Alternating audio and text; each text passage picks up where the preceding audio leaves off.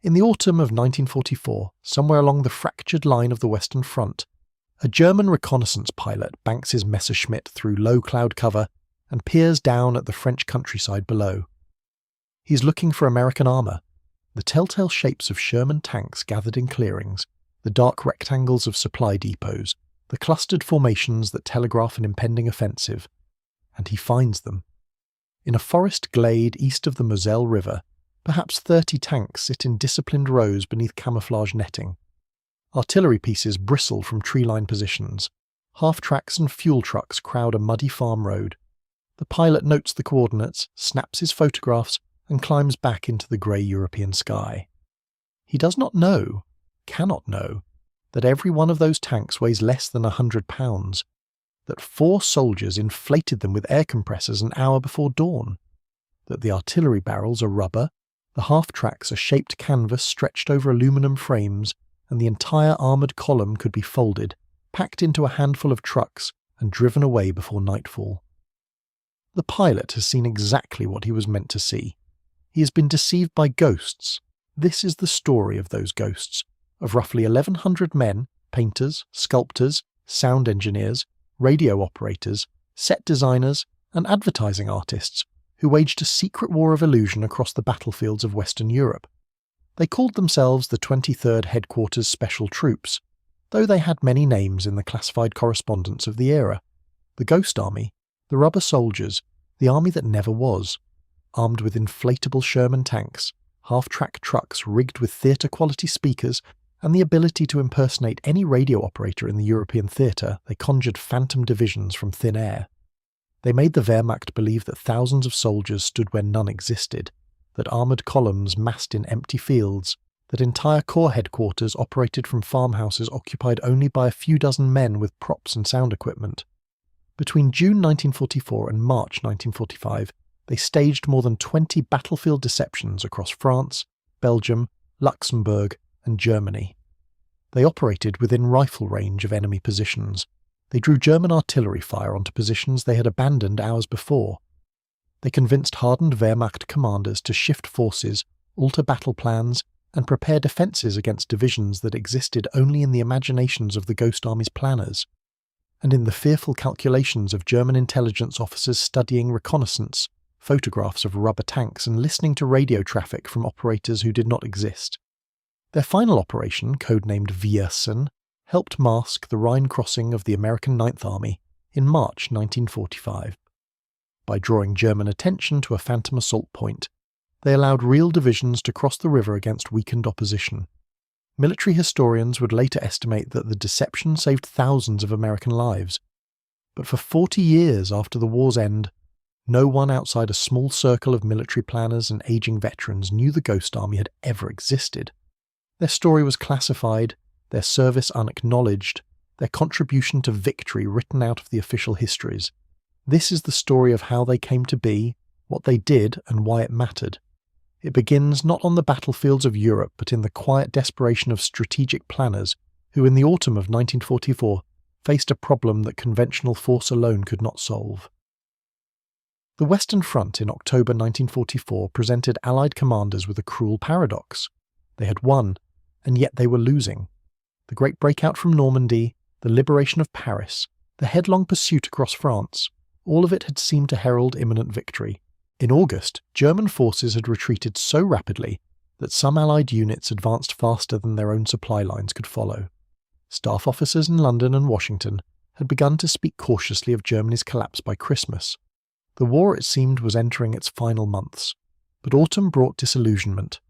The German army, which had seemed ready to shatter, reformed along the fortifications of the West Wall, the Siegfried Line, that chain of bunkers, tank traps and defensive positions stretching along Germany's western frontier. What had been a rout became a siege. Allied armies that had swept across hundreds of miles in weeks now measured their gains in yards. The forests of the Ardennes, the hills of the Eifel, the riverine valleys of the Moselle and the Saar, all of it conspired to favour the defender. German forces that had seemed ready to quit suddenly fought with renewed ferocity, their backs to the homeland, their choices narrowed to victory or annihilation. The weather conspired against the Allies as well. The autumn rains turned the roads of eastern France into rivers of mud, Low cloud cover grounded the tactical aircraft that had devastated German formations during the summer's pursuit. Tank crews found their vehicles bogging down in fields that had been firm ground only weeks before. The war of movement that had characterized August gave way to something slower, costlier, and infinitely more grinding.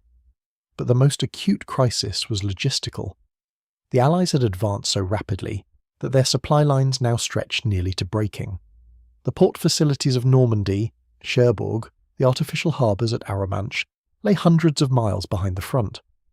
The great convoy route known as the Red Ball Express ran trucks 24 hours a day, burning out engines and exhausting drivers, and still it could not deliver enough fuel, ammunition, and food to sustain offensive operations along the entire front. Field commanders faced impossible choices: attack here and starve there, concentrate resources on one sector and watch another wither. In this calculus of scarcity, every advantage mattered. Every German division drawn to the wrong sector, every Wehrmacht battalion shifted to defend against a threat that never materialized, every artillery battery positioned to counter an attack that would never come. All of it freed real Allied forces to strike where the enemy was weak. The challenge was making the Germans believe. The challenge was deception. Deception in warfare is as old as warfare itself. The Trojan horse, Hannibal's feigned retreats, the elaborate ruses of Sun Tzu, who wrote 25 centuries ago that all warfare is based on deception. In the American military tradition, the thread ran back to the Revolution, when George Washington employed an elaborate deception before his surprise thrusts at Trenton and Princeton in the winter of 1776-77. False campfires, misleading movements, carefully planted rumours that convinced the British he was too weak to attack, even as he prepared his devastating strike. Deception had always been part of the military art, but the Second World War industrialised it. The British, in particular, had elevated deception to something approaching science. The XX Committee, the double-cross system, had turned captured German agents into unwitting broadcasters of Allied misinformation.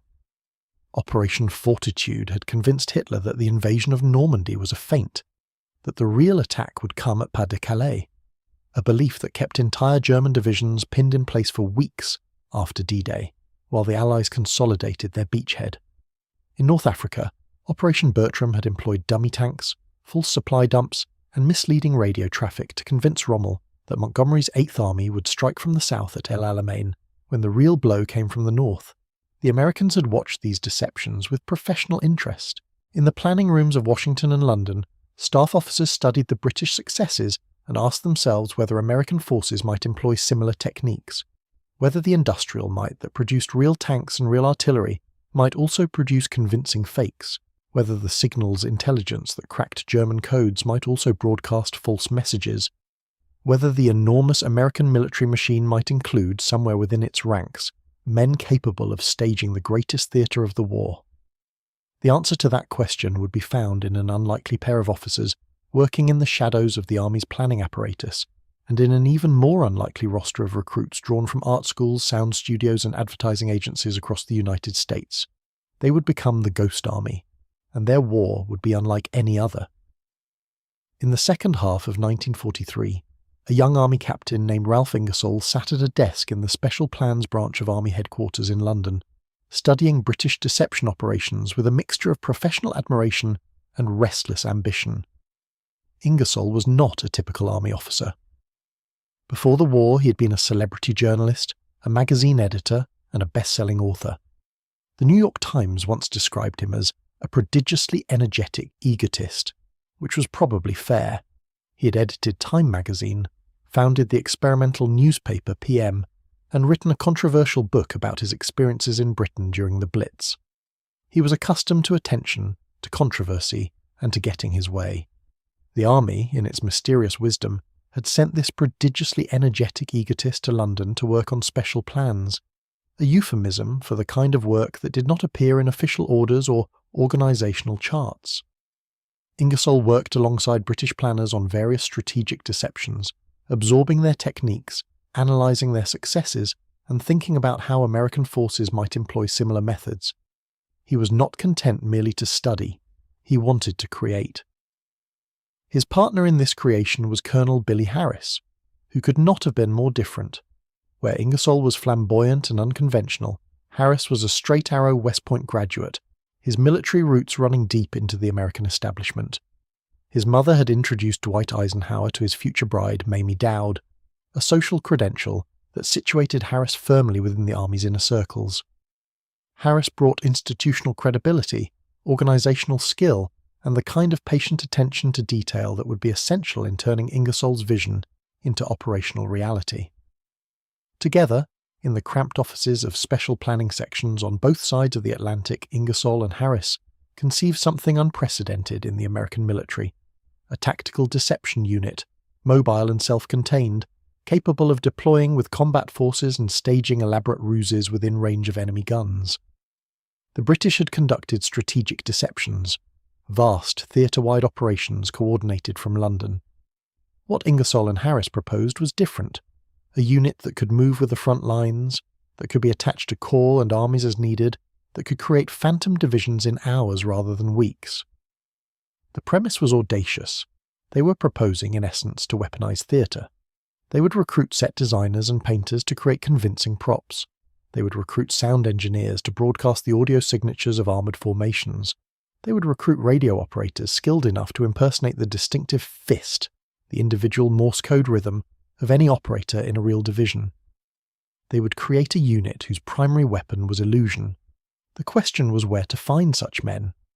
The Army's normal recruiting channels produced infantrymen, artillerymen, engineers and truck drivers, the conventional occupations of modern warfare. But Ingersoll and Harris needed a different kind of soldier. They needed artists.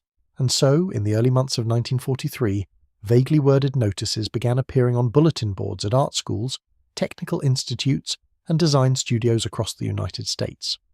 The notices offered few specifics. The Army was not in the habit of advertising its classified programs, but they suggested that men with certain unusual skills might find unusual opportunities in military service. At the Art Students League of New York, at the Pratt Institute, at the Cleveland School of Art, young men who had expected to spend the war painting camouflage patterns on warehouses or designing insignia for Army publications instead found themselves summoned to interviews whose purpose remained deliberately obscure. Bernie Bluestein was 19 years old when he spotted one of these notices on the bulletin board at his Cleveland Art College in March 1943. He had no idea what he was signing up for. Neither did most of the others, the painters and sculptors and advertising artists who would soon find themselves in the most unconventional unit in the United States Army. Among the men who answered these mysterious summonses were names that would later become famous in the art world, though none of them knew it then. Bill Blass was there, a young fashion illustrator from Indiana who would eventually become one of the most celebrated American designers of the 20th century. Ellsworth Kelly was there, a lanky Pennsylvania artist who would pioneer hard-edge abstraction and minimalism in the post-war years. Arthur Singer, who would become one of America's foremost wildlife artists, was there. Art Kane, who would later revolutionize photography with his iconic jazz portraits, was there. They came from different backgrounds and possessed different talents, but they shared a common profile. They were creative, technically skilled, and accustomed to thinking in terms of visual effect and audience perception. They also had no idea what awaited them. The unit that would become the 23rd Headquarters Special Troops was officially activated by the War Department on January 20th, 1944, at Camp Forest, Tennessee, under the command of Colonel Harry Reeder. From the beginning, it was unlike any other formation in the United States Army. The 23rd comprised multiple specialized companies, each responsible for a distinct dimension of the deception mission. The 603rd Camouflage Engineers, numbering 379 men, would handle visual deception, the rubber tanks, the inflatable artillery, the dummy vehicles and props that would create the appearance of armoured formations from empty fields. The 31st Signal Service Company Special would handle sonic deception, the half-track trucks loaded with powerful speakers and libraries of recorded sounds capable of projecting the audio signature of a tank column across miles of countryside. The Signal Company Special would handle radio deception, the operators who could monitor enemy frequencies, mimic the communication patterns of real units, and flood the airwaves with phantom traffic. By the time the unit reached France, its strength would stand at 82 officers and 1,023 enlisted men, just over 1,100 soldiers, tasked with impersonating entire divisions. Training began at Camp Forest, and continued at the Army Experimental Station at Pine Camp, now Fort Drum, in the frozen uplands of northern New York. The 3132nd Signal Service Company activated and trained there in March 1944, working with equipment developed in collaboration with Bell Laboratories engineers. The sound trucks represented the cutting edge of audio technology, theatre-quality amplifiers and speakers mounted on modified half-tracks, paired with extensive libraries of sound effects recorded on acetate discs. The recordings captured every audio signature of an armoured formation: tank engines at idle and under power, artillery firing and moving, trucks grinding through gear changes, troops marching and digging in.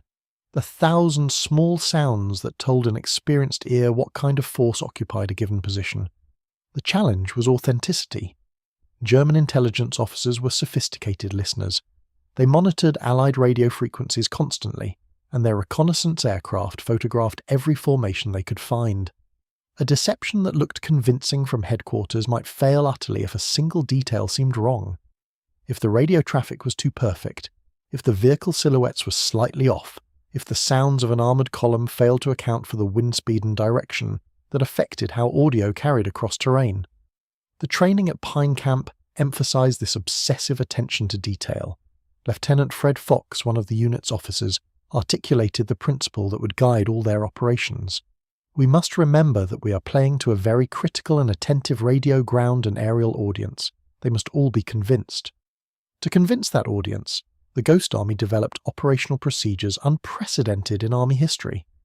Their visual deception equipment included inflatable M4 Sherman tanks that looked utterly convincing from the air but weighed less than 100 pounds and could be inflated by 4 men with air compressors in a matter of minutes. They had inflatable half-tracks, inflatable artillery pieces, inflatable jeeps and trucks, an entire motor pool of rubber and canvas that could be erected at dusk and would appear in German reconnaissance photographs by dawn. The sonic operators developed techniques for positioning their speaker trucks to maximize the illusion's effect. Wind speed and direction had to be factored into every deployment, sound carried differently depending on atmospheric conditions, and a deception that worked in still air might fail completely in a crosswind. The Army created a mobile weather station specifically to accompany the sonic unit, so operators could calculate how to position their equipment for maximum effect. The recordings themselves were chosen for specific scenarios. A tank battalion moving into position sounded different from a tank battalion idling in Lager, and both sounded different from a tank battalion preparing to attack. The sonic operators had to select the right recordings, position their trucks correctly, and time their broadcasts to match the scenario the visual deception suggested. The radio operators faced perhaps the most demanding task of all. They had to impersonate the communication patterns of real units, which meant they had to study those units' actual traffic before each operation. Every radio operator develops a distinctive fist, a personal rhythm of dots and dashes as individual as a fingerprint. A German signals intelligence officer who had been monitoring a particular American division for weeks would know the fists of that division's radio operators. If the Ghost Army was to impersonate that division, their operators had to mimic those fists convincingly enough to fool trained listeners. They had to use the right call signs, the right frequencies, the right procedural quirks. They had to generate traffic that was busy enough to suggest a functioning headquarters, but not so busy as to seem suspicious. They had to make mistakes. Real operators made mistakes, but not the wrong kinds of mistakes. The integration of these three capabilities, visual, sonic, and radio, constituted what the Ghost Army called a special effect. Any one dimension alone might fail to convince. Rubber tanks without the sound of tank engines, radio traffic without the visual presence of headquarters equipment, sonic broadcasts without the physical evidence of vehicle tracks in the mud. Any of these partial deceptions might collapse under scrutiny, but the three together created a synergistic effect, each dimension reinforcing the others, each layer of falsity strengthening the overall illusion. The men drilled these techniques relentlessly through the winter and spring of 1944, establishing the operational procedures that would guide them through more than 20 combat deceptions. They learned to erect entire tank battalions in hours and strike them just as quickly. They learned to move through the night to new positions, to conduct their operations close to enemy lines, to maintain the illusion even when German artillery began falling around them. They learned, in short, to perform, because that was what this was, a performance. the largest, strangest, most dangerous theatrical production in military history, staged within rifle range of an audience that would kill them if it realized it was being fooled. The Ghost Army was preparing to take its show on the road. The men themselves did not fully grasp what they had volunteered for until the training was well underway. They had answered vague notices, passed through obscure interview processes, and found themselves assigned to a unit whose mission remained deliberately opaque. Even as they inflated rubber tanks and practiced radio impersonation techniques, many of them struggled to believe that this was what the army actually wanted them to do. But the evidence was unmistakable. They were learning to deceive, they were being trained in the art of illusion, and they were preparing to deploy that art in combat against an enemy that would certainly kill them if the illusion failed. The artists among them, and there were many, found the work strangely familiar. The skills that had served them in studios and classrooms translated surprisingly well to the requirements of military deception. A painter's eye for convincing detail, a sculptor's understanding of how shapes read from different angles, a set designer's instinct for creating believable environments from minimal materials, all of these proved directly relevant. The Ghost Army was, in essence, an art project, and the men who populated it brought to bear all the creative training they'd received in peacetime. But this was art with consequences. A painting that failed to convince might disappoint a viewer. A military deception that failed to convince might get the artist killed. The men of the 23rd understood this distinction, and it lent their training a seriousness that transcended the apparent absurdity of inflating rubber tanks and broadcasting recorded engine sounds. They came from diverse backgrounds. In civilian life they had been painters and architects, actors and engineers, advertising copywriters and magazine illustrators. Now they were soldiers in the strangest unit the army had ever assembled. They wore the same uniforms as other GIs, carried the same weapons, endured the same military discipline, but their weapons of choice were canvas and rubber, acetate records and radio transmitters, careful mimicry and elaborate stagecraft. By May 1944 they were ready. The Allied invasion of Normandy was imminent, and the Ghost Army would deploy alongside the combat divisions pouring into France. Their war was about to begin. They crossed the Atlantic not knowing exactly where they would go, or what they would do. The operational details remained classified, compartmented even within the unit. Officers briefed their men only on the capabilities they would employ, not on the specific missions that awaited them. The soldiers of the 23rd knew they would be conducting deceptions. They did not yet know where, or against whom, or how close to the front lines their dangerous theatre would take them. The troopship that carried them across bore other units as well, standard infantry and artillery formations bound for the beaches of Normandy. The men of the 23rd mingled with them, ate the same meals, shared the same cramped quarters, endured the same seasickness in the Atlantic swells. To outside observers they were simply another shipload of GIs crossing to join the Great Crusade. No one looking at them could have guessed that they were artists, that their equipment included inflatable tanks and speaker trucks, that their mission was to fool the entire German military. The secrecy that surrounded them would prove both a blessing and a burden. It protected their operations, ensuring that the Germans never grasped the scope or nature of American tactical deception, but it also ensured that their accomplishments would remain hidden for decades after the war's end, their service unacknowledged, their contribution to victory unrecognized except by those few who had access to the classified files. As the English coast faded behind them and the open Atlantic stretched ahead, the men of the Ghost Army contemplated their uncertain future. They were sailing toward a war unlike any other. They were going to Europe to create an army from nothing, to conjure divisions from empty fields, to make the Wehrmacht believe what the United States Army wanted them to believe. They were going to become ghosts. The journey across the Atlantic took days of monotonous routine punctuated by submarine scares and seasickness. The men passed the time as soldiers always have, playing cards, writing letters, speculating endlessly about what awaited them on the other side. The artist among them sketched the seascape, the cramped quarters, the faces of their fellow soldiers. Even in transit, they could not stop creating. The ship threaded through the submarine-infested waters of the North Atlantic in convoy with dozens of other vessels, zigging and zagging according to patterns designed to confuse German U-boat commanders. Destroyers prowled the flanks of the convoy, their depth charges occasionally thundering in the distance as they chased contacts that might or might not have been enemy submarines. The men of the 23rd had no role in this naval drama. They were cargo, passengers, bodies to be delivered to the European theatre where their real work would begin.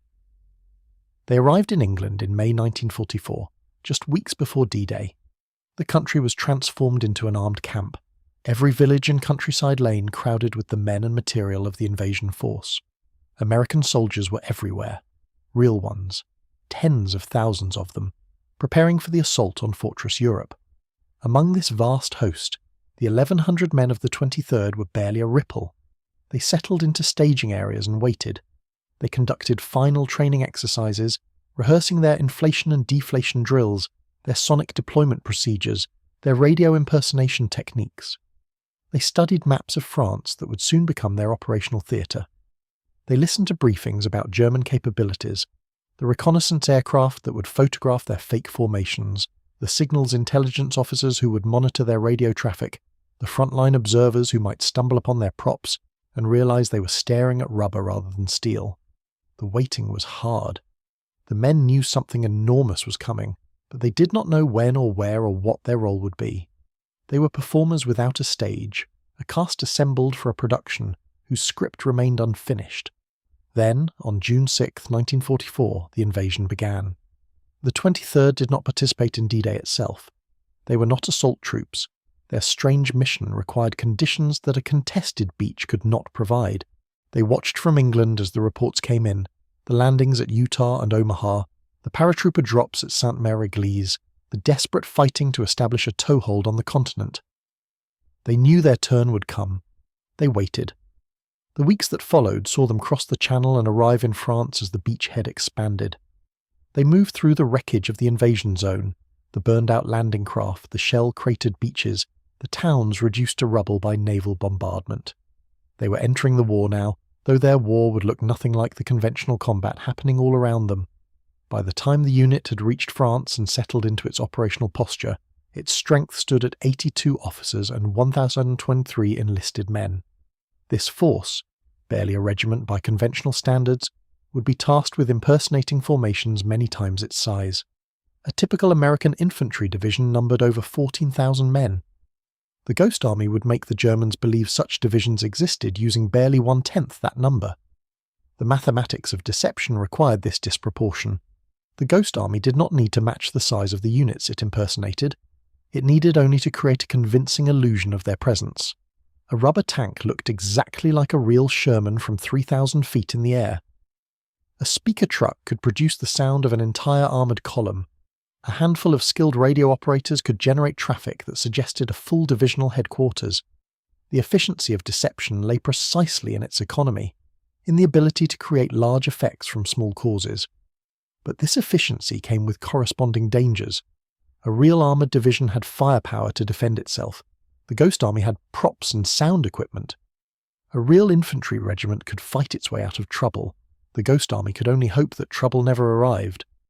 They would operate close to the front lines, sometimes within range of enemy direct fire weapons, protected only by their secrecy and by the thin screens of genuine combat units that covered their activities.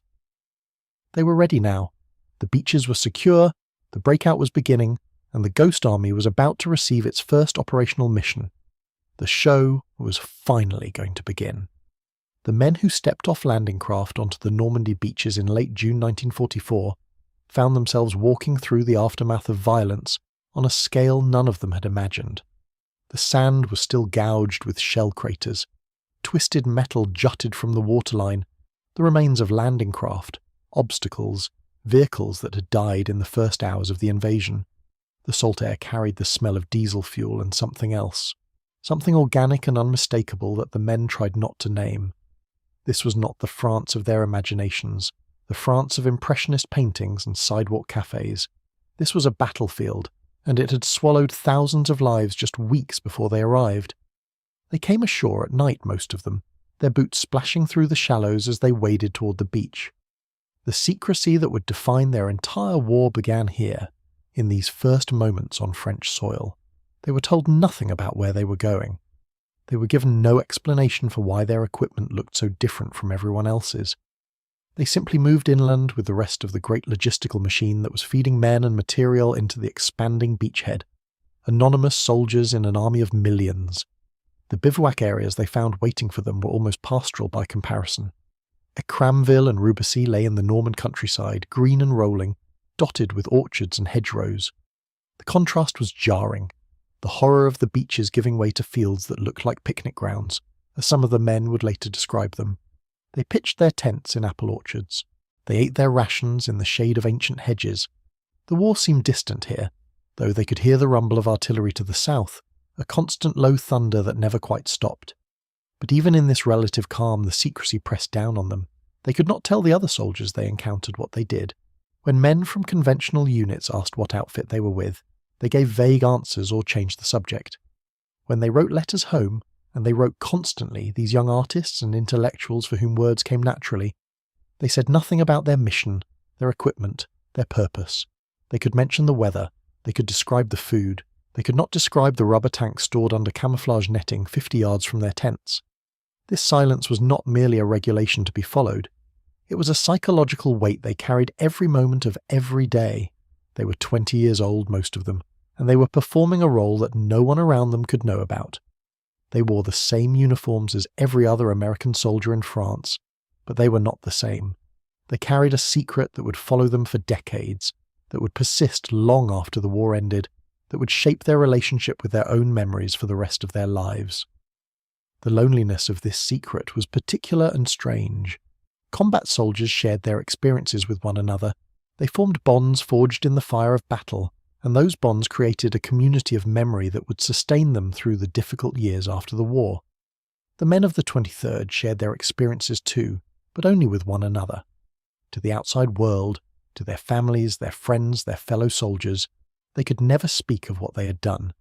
They could never explain why they had been stationed where they had been stationed, why they had moved when they had moved, what purpose their strange equipment served. They would come home from the war carrying stories they could not tell.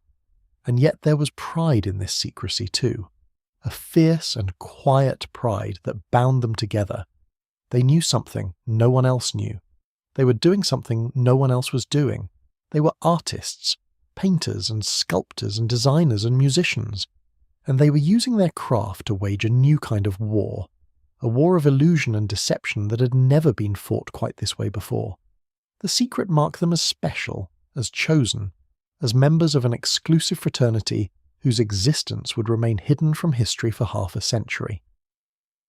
In England, before the crossing, some of the men had participated in Operation Fortitude, the vast British-designed deception that convinced the Germans an entire army group was massing for an assault on the Pas de Calais. They had seen how deception worked at the strategic level, how phantom armies and fake radio traffic could shape the enemy's understanding of reality itself. They had learned from the British, who had been practicing this dark art since the North African campaign, since the elaborate deceptions that preceded El Alamein. Now they would apply those lessons at the tactical level, in operations that would unfold over days rather than months, in proximity to the enemy that no strategic deception had ever required. Some of the troops had gone to Normandy just 2 weeks after D-Day, before the main body arrived. Their mission was strange even by the standards of the 23rd. They simulated a Mulberry Harbour at night, using lights arranged to suggest the presence of one of the massive artificial ports that the Allies had constructed to supply the invasion force. The real mulberries were targets for German artillery and air attack. The fake one was intended to draw fire away from them, to give the enemy a phantom to shoot at while the genuine harbours continued their vital work. It was a small operation, barely remembered in the official histories, but it established a pattern that would recur throughout the Ghost Army's war. The creation of a target that existed only to be destroyed, a sacrifice that cost nothing because it had never been real. The 23rd arrived in France already changed by what they had learned in England. They understood now that their war would be fought in shadows, that their victories would never be announced or celebrated, that their successes would be measured in German shells falling on empty fields rather than on American soldiers. They understood that they would never know for certain whether their deceptions had worked. There would be no German prisoners to interrogate, no captured documents to study, no definitive proof that the enemy had believed what they wanted him to believe. They would operate in a fog of uncertainty thicker than any that shrouded a conventional battlefield. They would have to trust that their craft was working, that the rubber tanks looked real from the air, that the recorded sounds convinced distant ears, that the radio traffic fooled skilled German operators monitoring every frequency. The strength reports told the story of their limitations: 82 officers and 1,023 enlisted men, just over 1,100 people to impersonate formations that numbered in the tens of thousands. The disproportion was built into their mission. A real armoured division required vast quantities of fuel, ammunition, food, and replacement parts. It needed supply lines stretching back to the beaches and beyond. The Ghost Army needed only enough men to inflate the rubber tanks, operate the speaker trucks, and maintain the radio illusion. Their logistics were laughably simple compared to those of a genuine combat formation, but their vulnerability was correspondingly greater. They had no firepower to speak of. They could not fight their way out of trouble. If the enemy discovered them, if German reconnaissance aircraft flew low enough to see that the tanks did not move, if German patrols stumbled into their bivouac areas and found the props, if German signals intelligence realized that all that radio traffic was emanating from a single location, they would have no defense except their own ability to flee. The men understood this. They carried weapons, but they were not trained as combat infantry. They had sidearms and carbines, enough firepower to defend themselves against a stray patrol perhaps, but nothing that would stop a determined attack by German armour or infantry. They would be operating close to the front lines, sometimes within range of enemy direct-fire weapons, protected by nothing more substantial than the belief that the enemy did not know they were there. Every deception operation would be a gamble, a bet that the Germans would see what the Ghost Army wanted them to see, and nothing more. June passed into July. The beachhead expanded. The breakout from Normandy was beginning, though it would not explode into the open warfare of August for several more weeks. The hedgerow country still held American forces in a grinding attritional struggle, each field and village bought with blood. The Ghost Army waited in its pastoral encampments, training, preparing, wondering when they would finally be called to perform. The call came at the end of June, just as the month turned to July. Operation Elephant, the first real test of everything they had trained for, everything they had crossed an ocean to do. The mission seemed straightforward enough when the orders came down.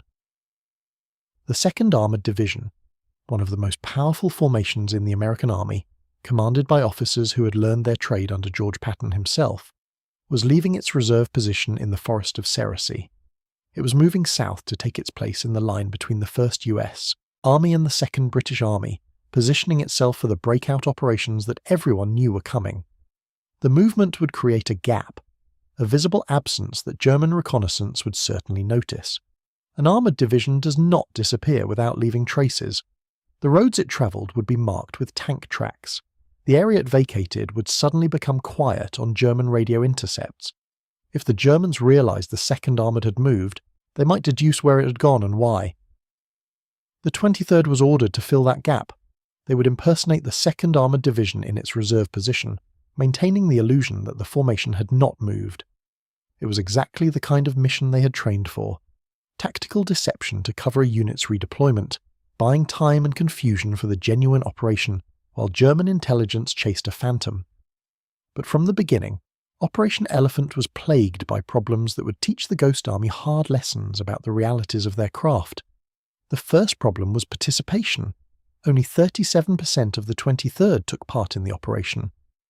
The 3rd 132nd Signal Service Company Special, HEATER, as it was known, the sonic deception unit with its massive speakers and recorded sounds, had not yet arrived in theatre.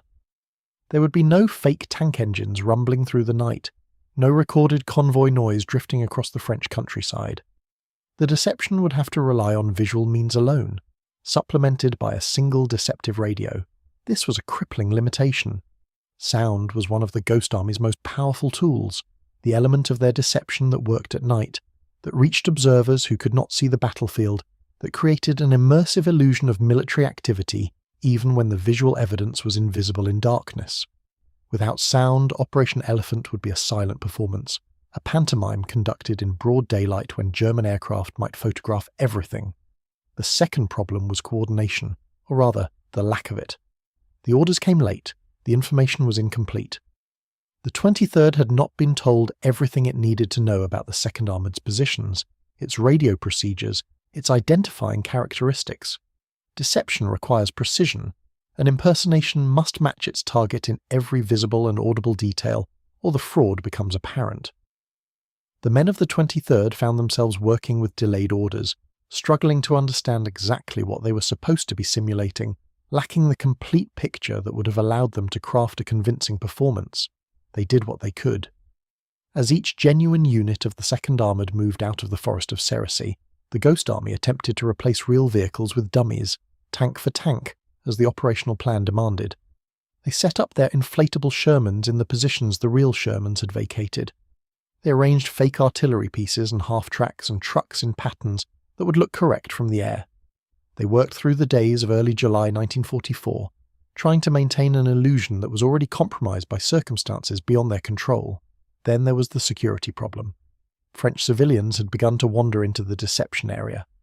The Forest of Ceresy was not an isolated wasteland. People lived nearby, farmers and villagers who had survived the German occupation and were now watching the American liberation unfold around them. They were curious. They were grateful. They wanted to see the soldiers who had come to free them. And they did not know, could not know, that the armoured vehicles they were approaching were not vehicles at all. One civilian walked up to an inflatable Sherman tank and hit its gun barrel. The barrel bent. The man stared. The soldiers watching stared. For a long moment no one moved. Then the reality of what had happened sank in.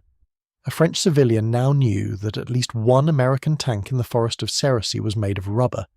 He knew that something strange was happening here, something that the American army clearly wanted to keep secret. He knew enough to compromise the entire operation if he talked about what he had seen. The incident was a catastrophe in miniature, a perfect illustration of the fragility of deception. The Ghost Army's power lay entirely in the enemy's belief that what they were seeing was real. Once that belief was broken, once anyone understood that these were not genuine tanks, the entire edifice came crashing down. A single curious civilian with a single impulsive gesture had demonstrated how easily the illusion could fail. The security breach was contained somehow. The civilian was dealt with. The records do not say exactly how, whether through threats or bribes or appeals to patriotism. But the damage to morale was real. The men of the 23rd now understood that they were vulnerable not only to German reconnaissance but to friendly accidents, to the innocent curiosity of people who had no idea what they were interrupting. They would need to control their operational areas far more carefully in future operations. They would need to keep civilians out entirely, no matter how difficult that proved in the crowded, chaotic landscape of wartime France. Operation Elephant ground on through its 4-day duration.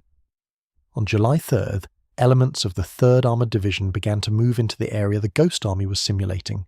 Real tanks were replacing fake ones, genuine soldiers taking over positions held by inflatable dummies.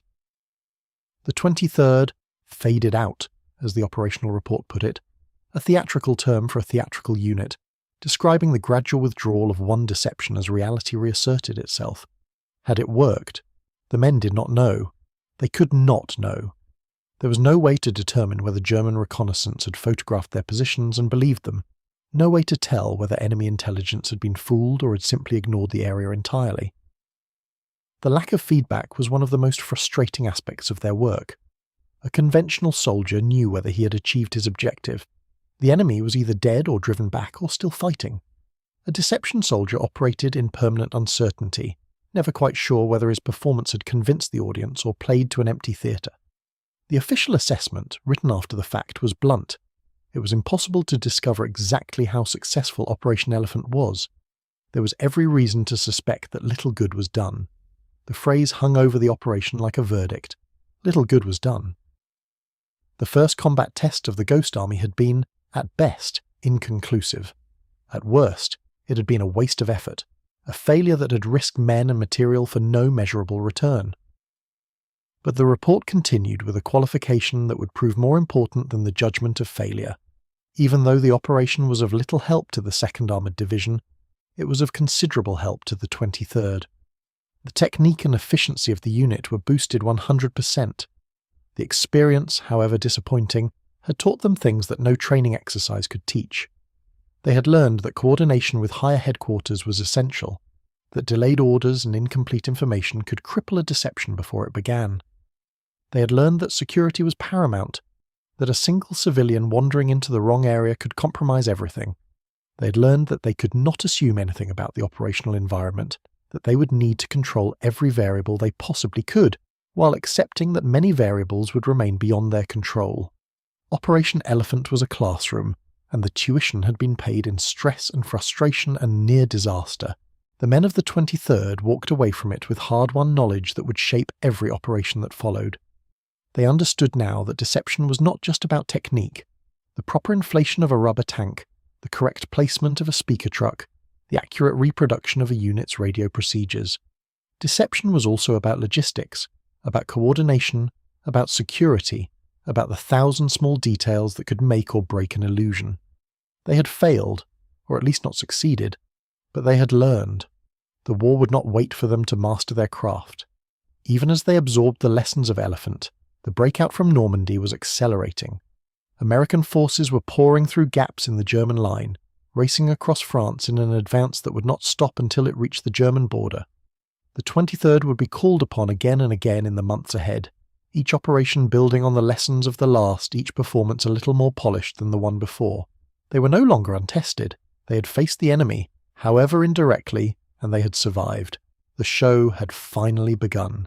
In the bivouac areas of Normandy, the men cleaned their equipment and waited for the next mission. They wrote letters home that said nothing about what they had done.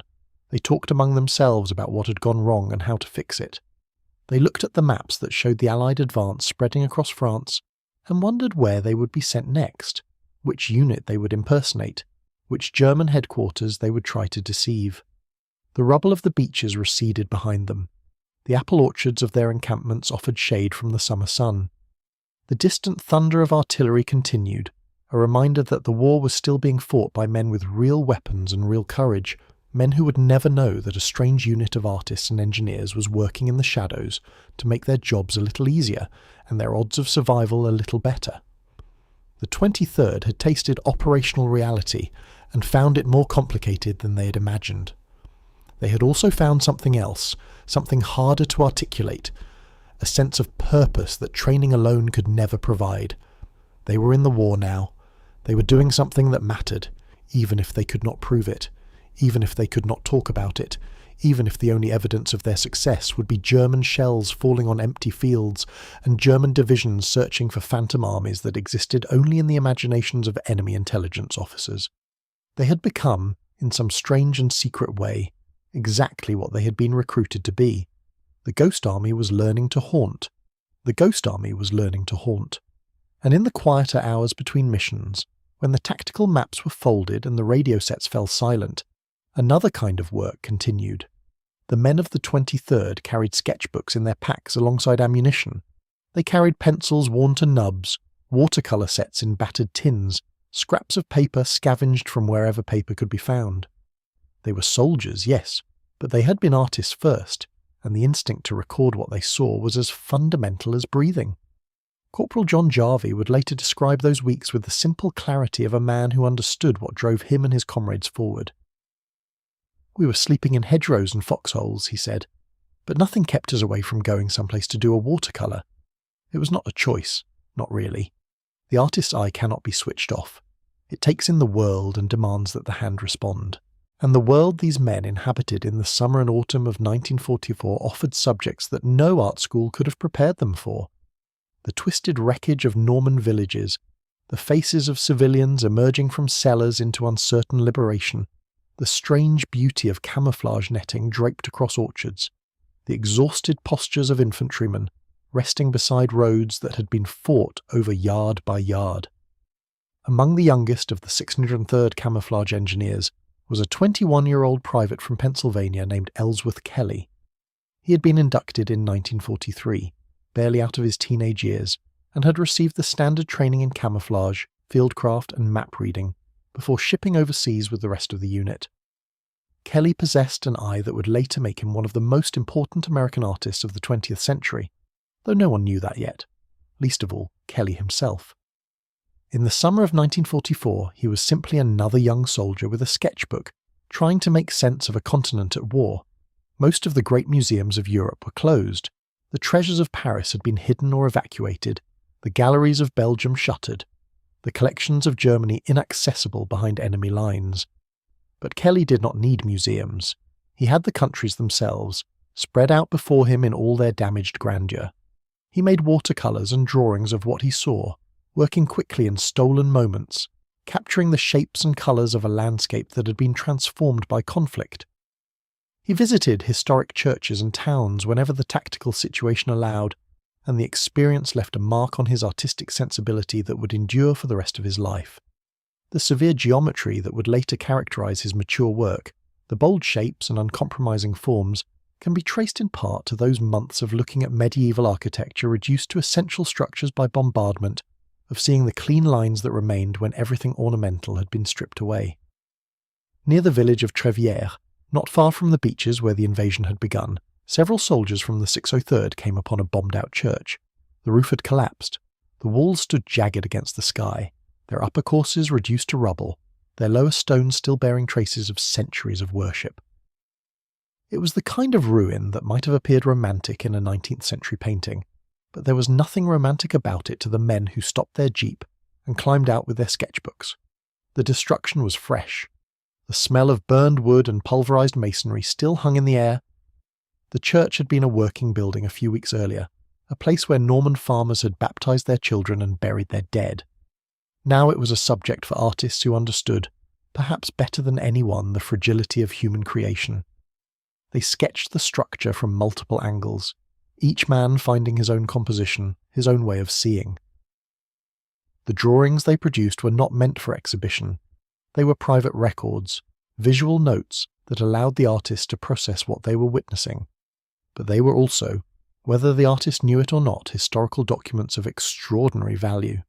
In years to come, when the official records of the 23rd remained locked in classified files, these sketches and paintings would become the primary evidence of what the unit had done and where it had been. The artwork survived because it was personal, because it travelled home in duffel bags and footlockers, because no security officer thought to confiscate a soldier's watercolours. Arthur Shilstone was 22 years old, a product of Pratt Institute in Brooklyn, where he had trained in illustration before the war interrupted his career.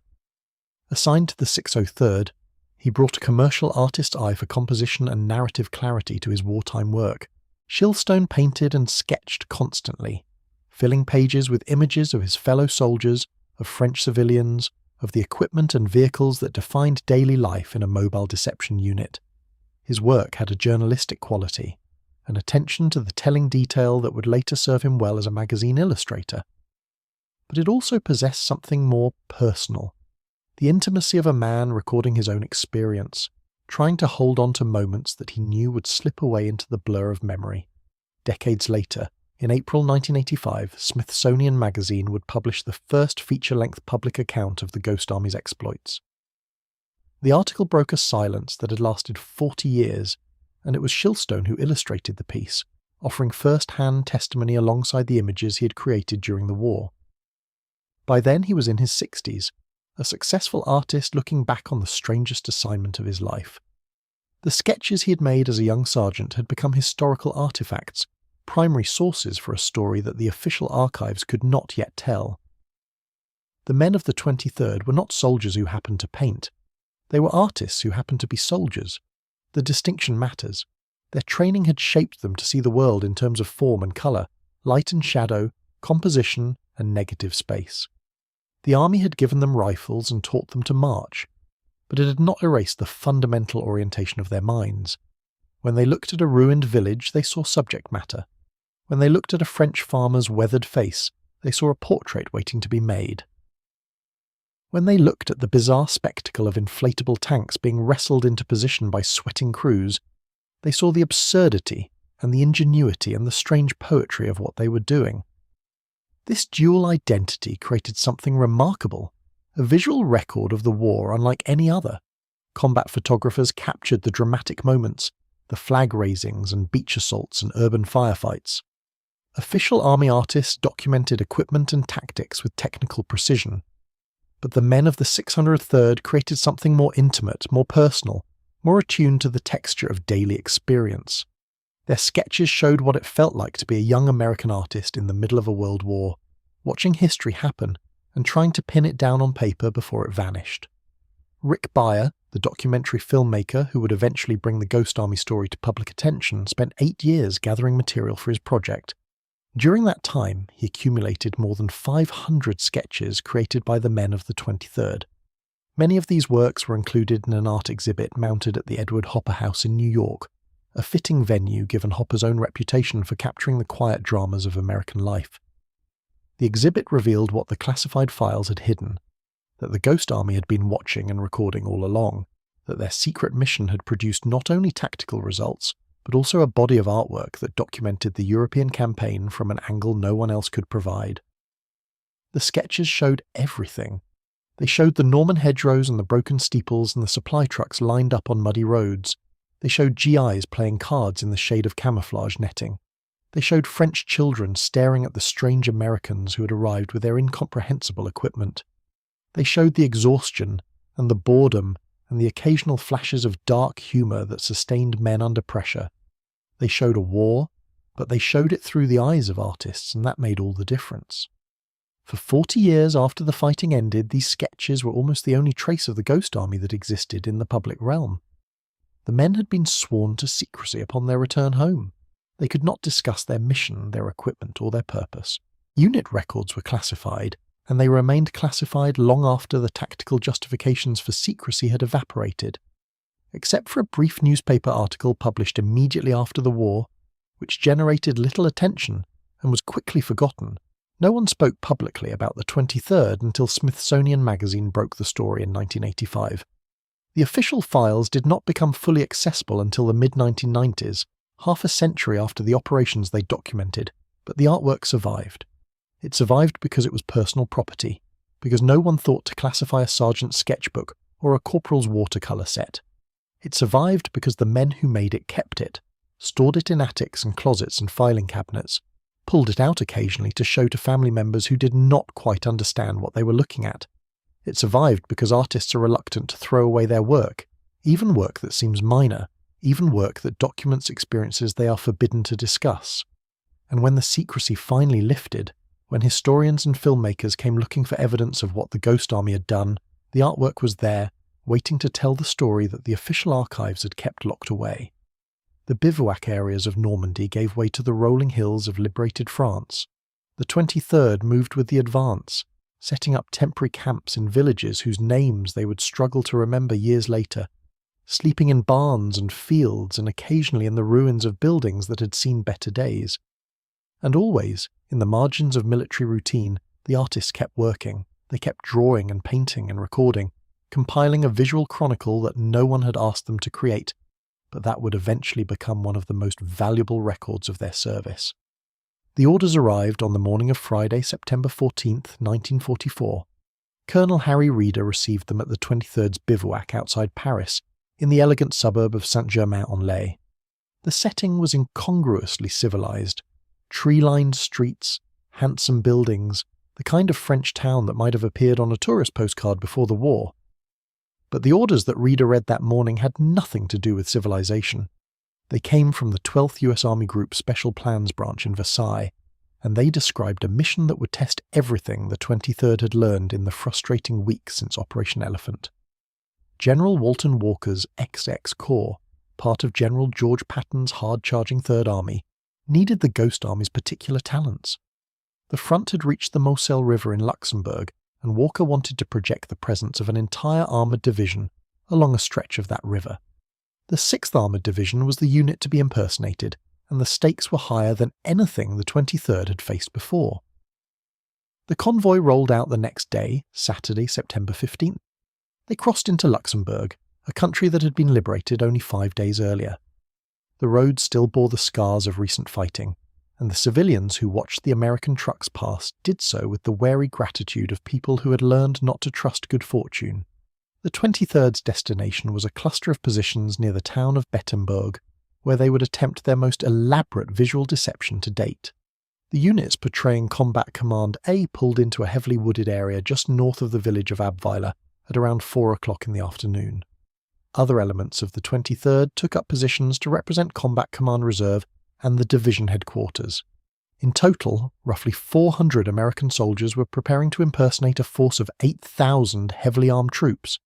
The mathematics of deception had never been stretched so thin. But thin was the point.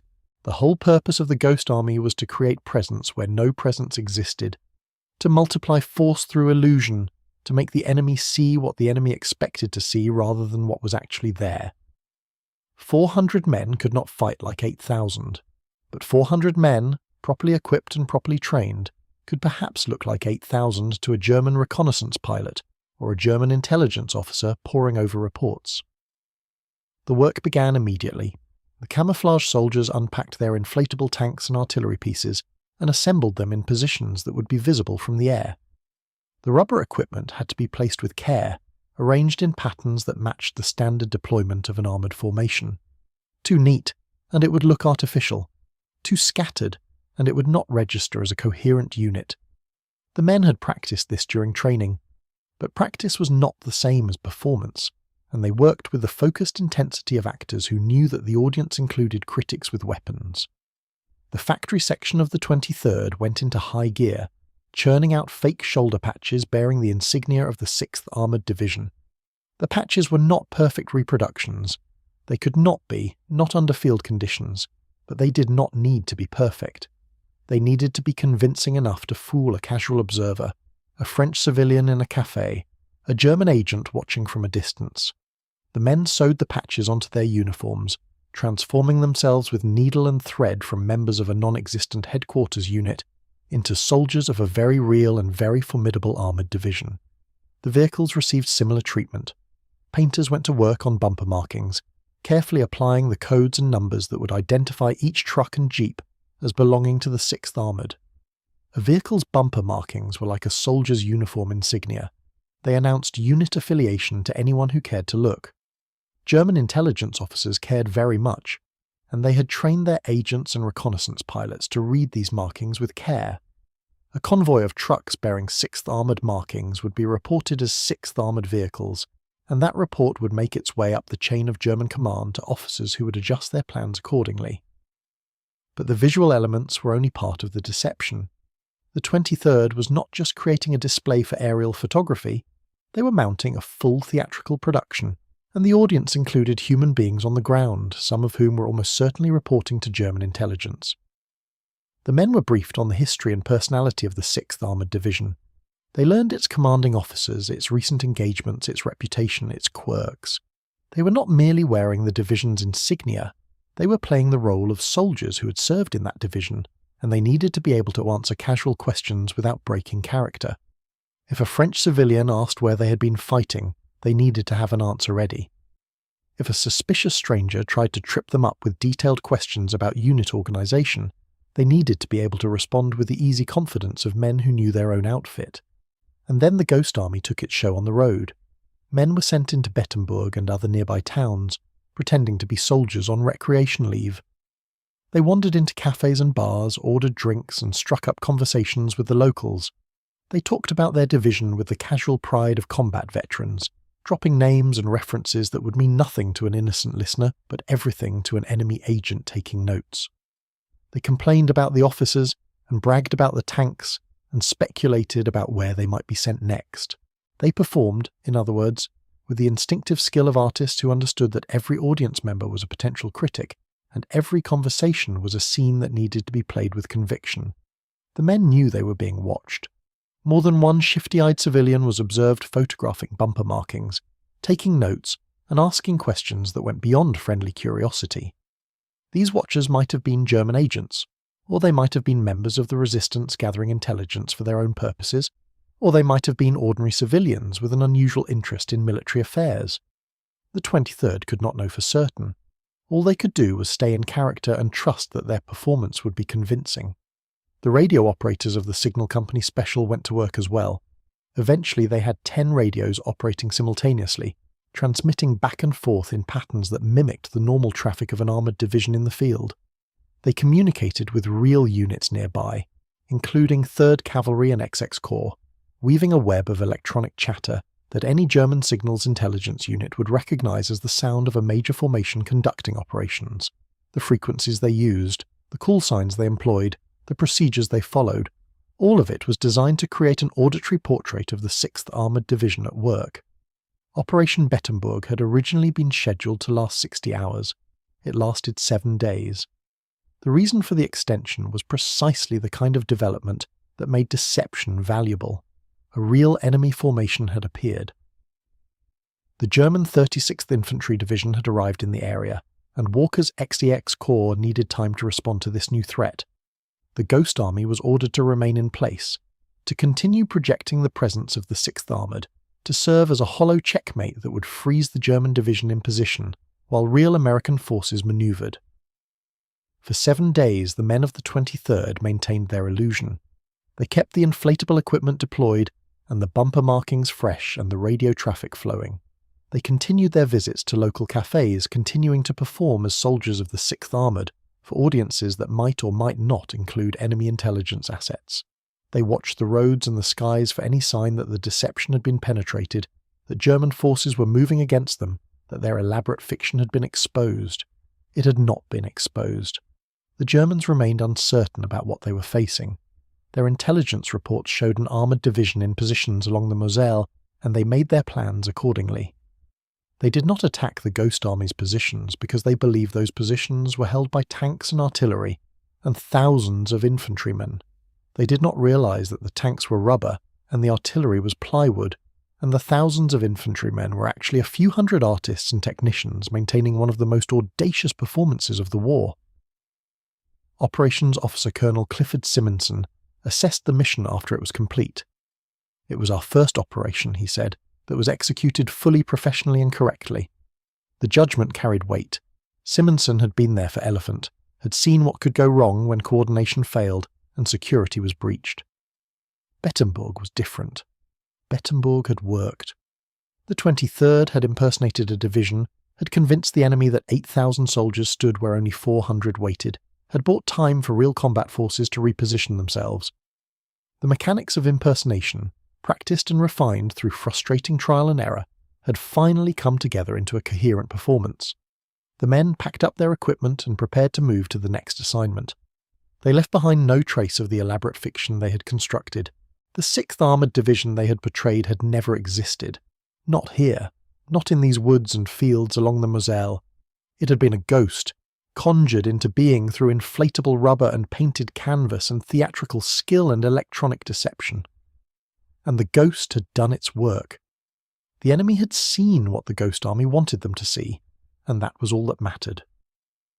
The most technologically radical element of the 23rd Headquarters, special troops operated in darkness.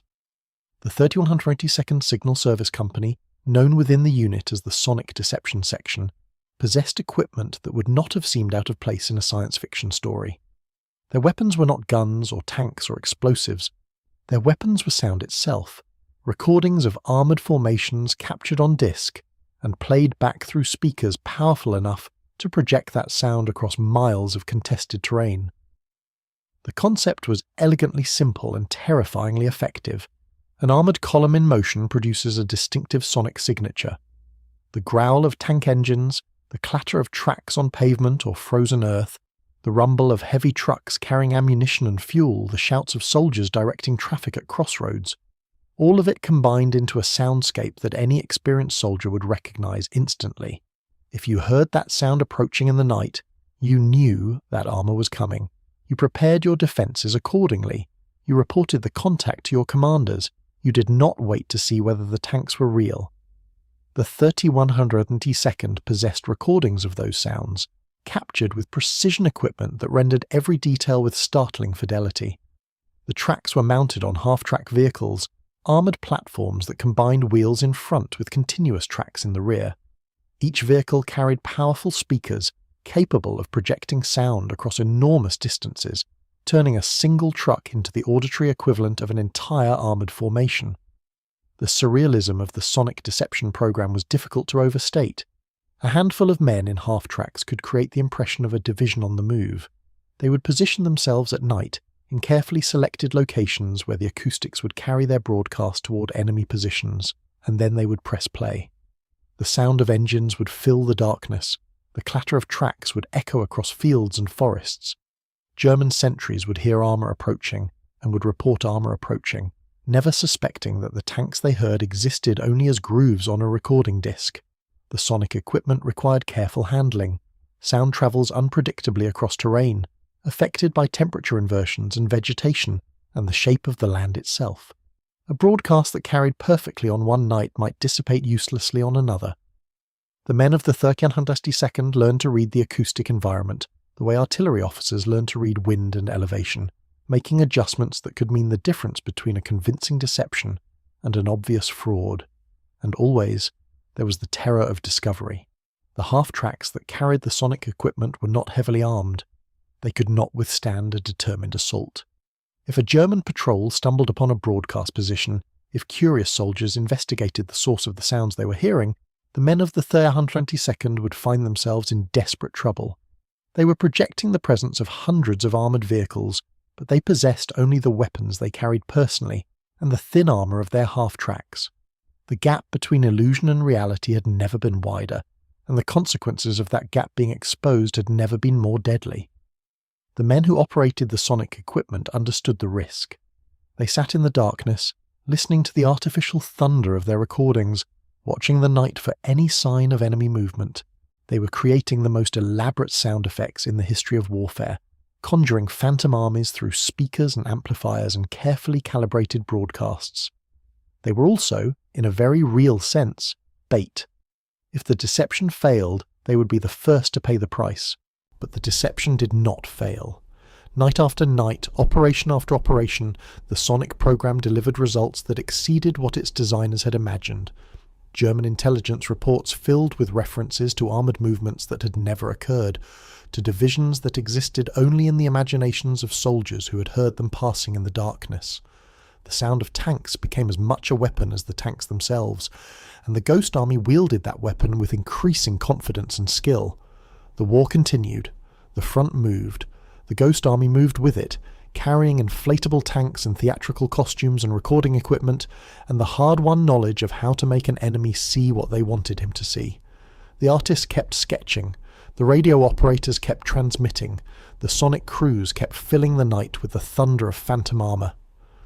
And somewhere in the headquarters of the German army, intelligence officers pored over reports that bore no relationship to reality, making decisions based on information that had been carefully manufactured by 1,000 Americans who had learned to haunt. The autumn of 1944 brought cold rains and colder realities. The Ghost Army had proven its methods across a summer of operations, had learned the craft of battlefield theatre through trial and error and occasional close calls. But the men who inflated dummy tanks and broadcast phantom convoys into the night had not yet confronted the full weight of what their mission demanded. They had not yet buried their own. The operations continued through the fall and into winter. The front shifted, contracted, expanded again as the great armies of the Western Front manoeuvred for advantage. The 23rd moved with them, attached now to this corps, now to that army, summoned whenever commanders needed to multiply their forces or mask their intentions. Each operation brought its own challenges, its own moments of tension, when discovery seemed imminent, and the thin line between deception and disaster grew thinner still. Near Brie, in the industrial borderlands between France and Germany, the Ghost Army established a forward position to simulate the presence of an armoured formation that had actually redeployed elsewhere. The men went through their practiced routines. Inflatable tanks rose from their transport cases, fake unit markings appeared on vehicles.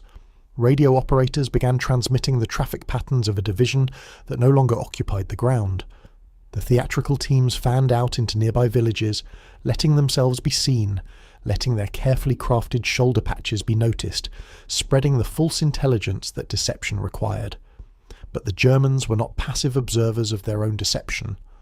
Wehrmacht patrols probed the American lines constantly, seeking weak points, testing defences, gathering intelligence. And in the sector where the Ghost Army had established its phantom presence, German troops began to advance. Not a reconnaissance patrol, not a probing action. A deliberate advance by infantry elements moving directly toward positions held by men whose primary weapons were paint and rubber and recording equipment. The Ghost Army faced a dilemma that no training manual had anticipated. They were not a combat unit. They possessed neither the firepower nor the armour to withstand a determined assault. Their inflatable tanks would not stop bullets. Their speaker trucks could not return fire. If the German advance continued, if enemy soldiers reached their positions and discovered the deception, the consequences would cascade far beyond the immediate threat to their lives. The entire concept of tactical deception would be compromised. Future operations would be impossible.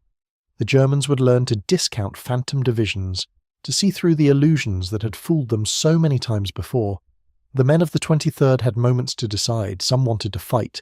They were soldiers, after all, whatever their artistic backgrounds, and they had trained with weapons, even if weapons were not their primary tools. Others argued for withdrawal. The deception had already achieved its purpose. Maintaining it was not worth the risk of exposure. Still others proposed maintaining the illusion until the last possible moment, trusting that the Germans would turn back before reaching the dummy positions. In the end, circumstance made the decision for them.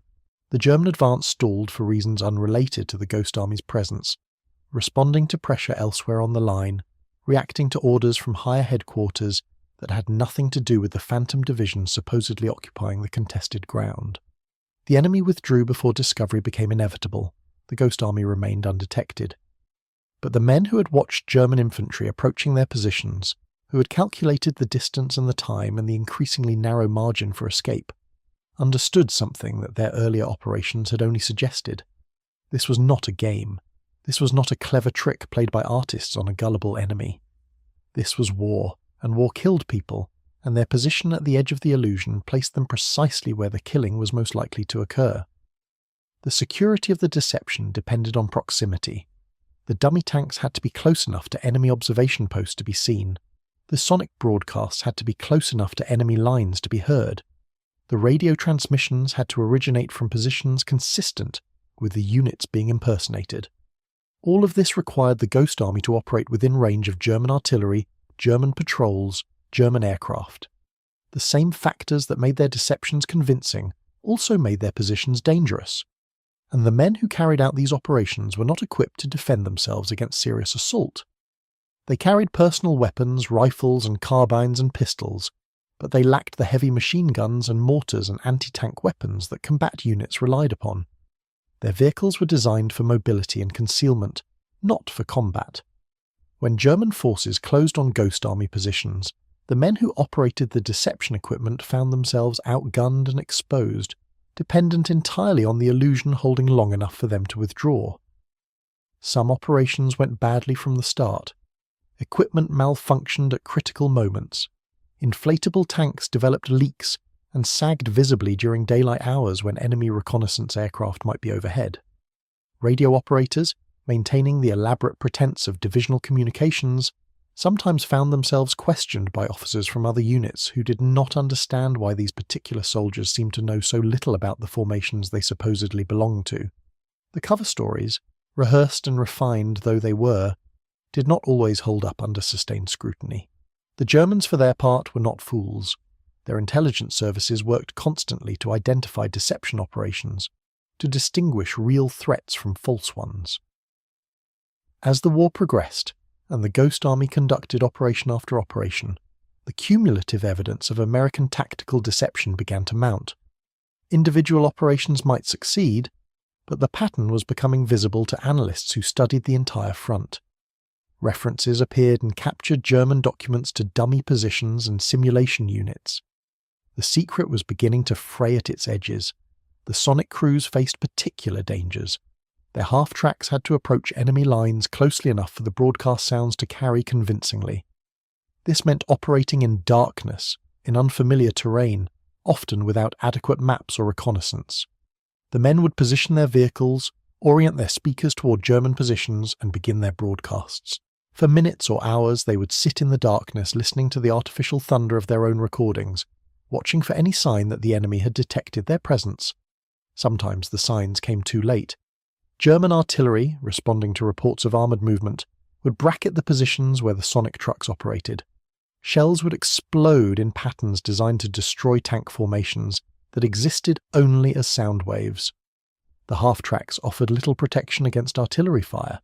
The men inside could only hope that the German gunners would aim at the phantom tanks rather than at the broadcast positions, that the very success of their deception would protect them from its consequences. Night after night, the sonic crews played their deadly game of audio illusion. Night after night, they returned safely to their base camps, their broadcast complete, their presence undetected. But each successful mission reinforced both the effectiveness of the technique and the precariousness of its execution. One mistake, one German patrol that investigated too closely, one artillery observer who noticed that the tank sounds came from a fixed position rather than moving vehicles, and the deception would collapse along with the lives of the men who maintained it. The winter of 1944-1945 brought new challenges. The Battle of the Bulge, Germany's last major offensive in the West, threw the entire front into chaos. Units that had been positioned for attack suddenly found themselves defending against a massive German thrust through the Ardennes. The Ghost Army, like every other American formation, was caught in the disruption. Operations were postponed or modified. Men who had expected to continue their deception work found themselves absorbed into the desperate effort to stabilize the front. Through it all, the losses mounted, not in the catastrophic numbers that combat divisions suffered, but in ones and twos, in incidents that the classified nature of the unit's work kept hidden from official records and public memory. Men were wounded by artillery fire while operating sonic equipment. Men were killed when German patrols stumbled upon positions that were supposed to be protected by the invisibility of the mission itself. The Ghost Army was learning what every unit eventually learns, that cleverness and skill and careful preparation cannot eliminate the fundamental randomness of combat, the way death arrives without warning or pattern or justice. The men did not speak of their losses except among themselves. The classification that protected the mission also protected the casualties from acknowledgement. Families received the standard notifications, the expressions of sympathy, the medals awarded posthumously. But the families could not know what their sons and husbands and brothers had been doing when they died. They could not know about the inflatable tanks, or the sonic broadcasts, or the elaborate deceptions that had made American forces seem larger and stronger than they were. They knew only that their loved ones had served and had fallen, somewhere in the vast machinery of the war. By early 1945, the Ghost Army had conducted more than a dozen major deception operations. The men had refined their techniques through experience, had learned which approaches worked and which failed, had developed an institutional knowledge that no training program could have provided. They had also acquired the hard wisdom that comes only from proximity to death. They knew now that their work was deadly serious, that the games they played with dummy tanks and fake radio traffic had consequences measured in blood. The artist continued to sketch.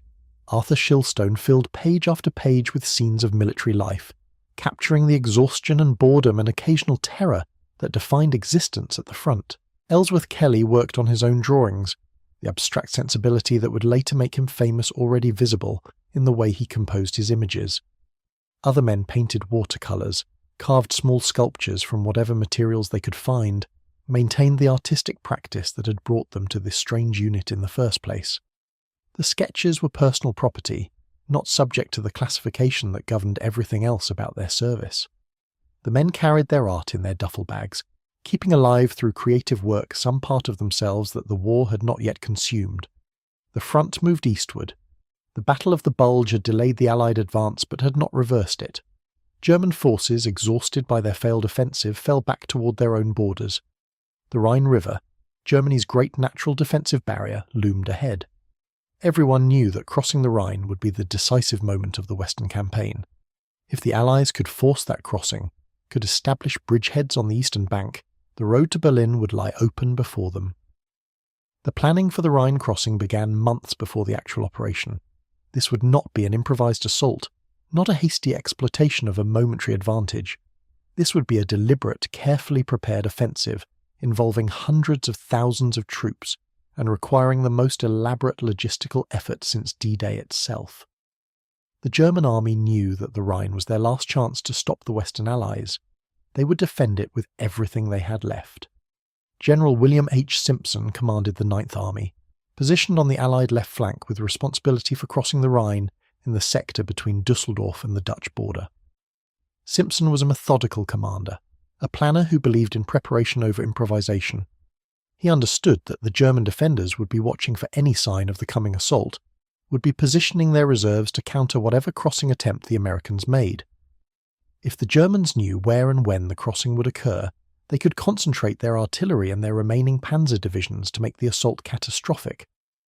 What Simpson needed was uncertainty. He needed the Germans to believe that the crossing might come anywhere along his sector, might come at any time, might involve forces that did not actually exist. He needed, in other words, the Ghost Army.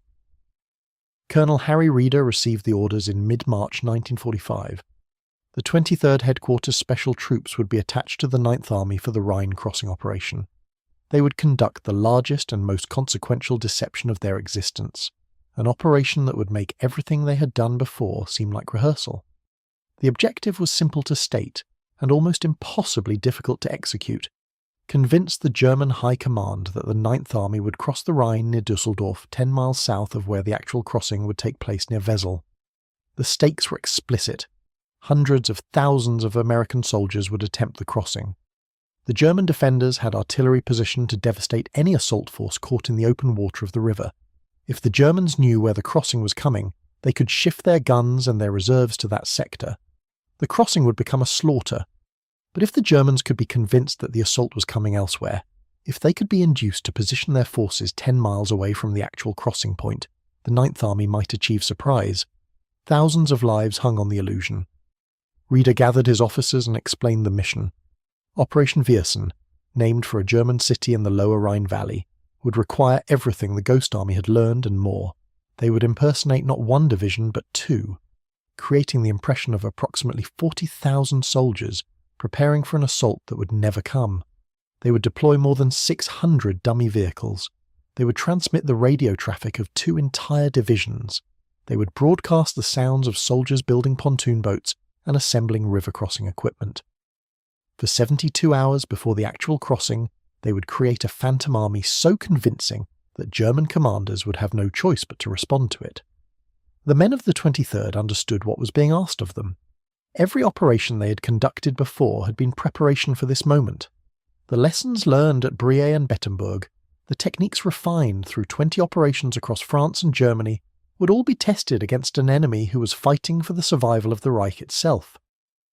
The Germans defending the Rhine were not demoralized conscripts waiting for the war to end.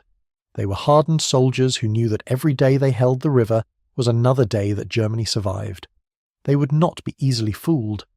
But fooling them was exactly what the Ghost Army intended to do. The operation would begin on March 18th, 1945, and would continue until the actual crossing on the night of March 23rd, 24.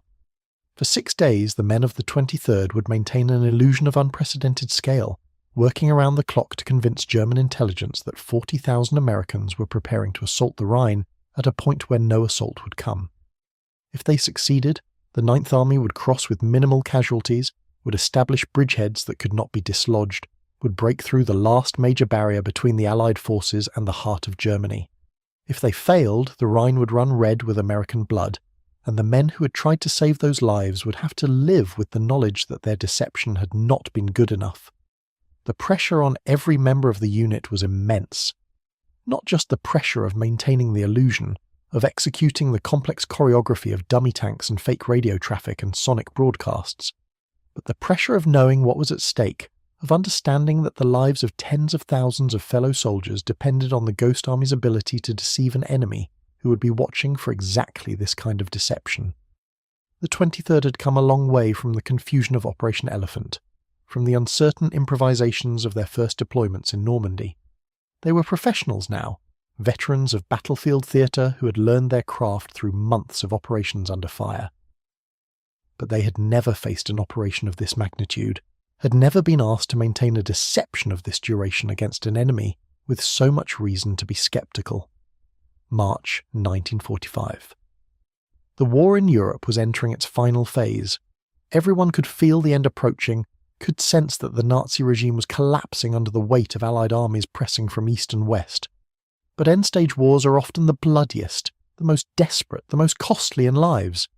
The Germans had nothing left to lose, and soldiers who have nothing to lose fight with a ferocity that can be more dangerous than the disciplined armies of earlier campaigns.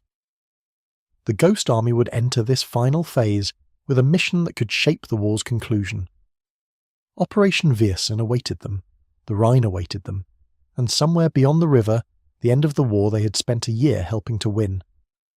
But first, one more operation would remind them of the price their work could exact. Operation Bouzonville, near the German town of Picard, would be the shortest operation on record. 33 hours from start to finish. 33 hours that would cost the Ghost Army more than any operation before. Captain Thomas G. Wells had served as headquarters commandant, responsible for the administrative machinery that kept the unit functioning in the field. Sergeant George C. Peddle had been a radio platoon sergeant, one of the men who maintained the false communications that convinced German intelligence of divisions that did not exist. On March 12, 1945, near Picard, both men were killed in action. 2 killed, 15 wounded in a single operation that lasted barely more than a day. The losses shattered something in the unit. The Ghost Army had always known that their work was dangerous, had accepted the risk as part of the mission. But there is a difference between knowing danger abstractly and seeing it arrive in the form of flag-draped coffins and wounded men evacuated to field hospitals. Wells and Peddle were known to everyone. They were part of the strange family that the 23rd had become, the community of artists and technicians and radio operators who had learned to haunt together. The official records would note their deaths with the formulaic language of military bureaucracy. Killed in action, March 12, 1945, near Picard, Germany. The records would not explain what they had been doing when they died, would not describe the inflatable tanks or the sonic broadcasts or the elaborate theatre that had defined their service. That information would remain classified for more than 40 years, and even after declassification, the full story of what the Ghost Army had accomplished would take decades more to reach public awareness. The men who survived Bouzonville carried their grief with them into the preparations for Viersen. They had lost friends, had seen the cost of their mission measured in bodies and blood. But the mission continued. The Rhine crossing would proceed on schedule, and the Ghost Army would play its part regardless of what the previous operation had cost them. This was the reality that the war imposed on everyone who served in it. Loss did not stop the fighting. Grief did not pause the campaign.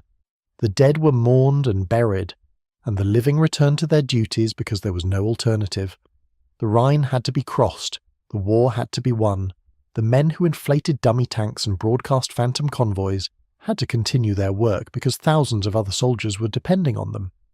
The Ghost Army was not the same unit that had landed in Normandy the previous summer.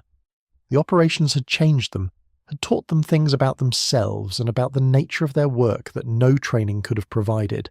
They had learned to deceive and to perform and to create illusions that saved lives.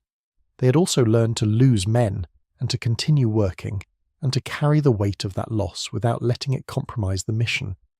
They were ready for the Rhine, they were ready for Viersen. They were ready to create the largest and most consequential illusion of their existence, the phantom army that would convince German commanders to look south, while the real crossing came 10 miles to the north. The stage was set. The audience, unwitting and deadly, waited across the river, and the Ghost Army prepared to give the performance of their lives. The trucks began rolling into position before dawn on March 18th, 1945. Lieutenant Colonel Merrick H. Truly had spent weeks planning this operation from his post as the 23rd's liaison officer attached to 9th Army G3, and now those plans were translating into movement across the scarred landscape of the lower Rhine Valley. The area around Viersen, a German city north of Cologne, would become the canvas for the most elaborate deception the Ghost Army had ever attempted. 2 full infantry divisions would appear where none existed. 40,000 phantom soldiers would convince German intelligence that the main American crossing of the Rhine would come here near Dusseldorf, while the actual assault prepared 10 miles to the north at Wesel. The mission parameters exceeded anything the 23rd had undertaken before.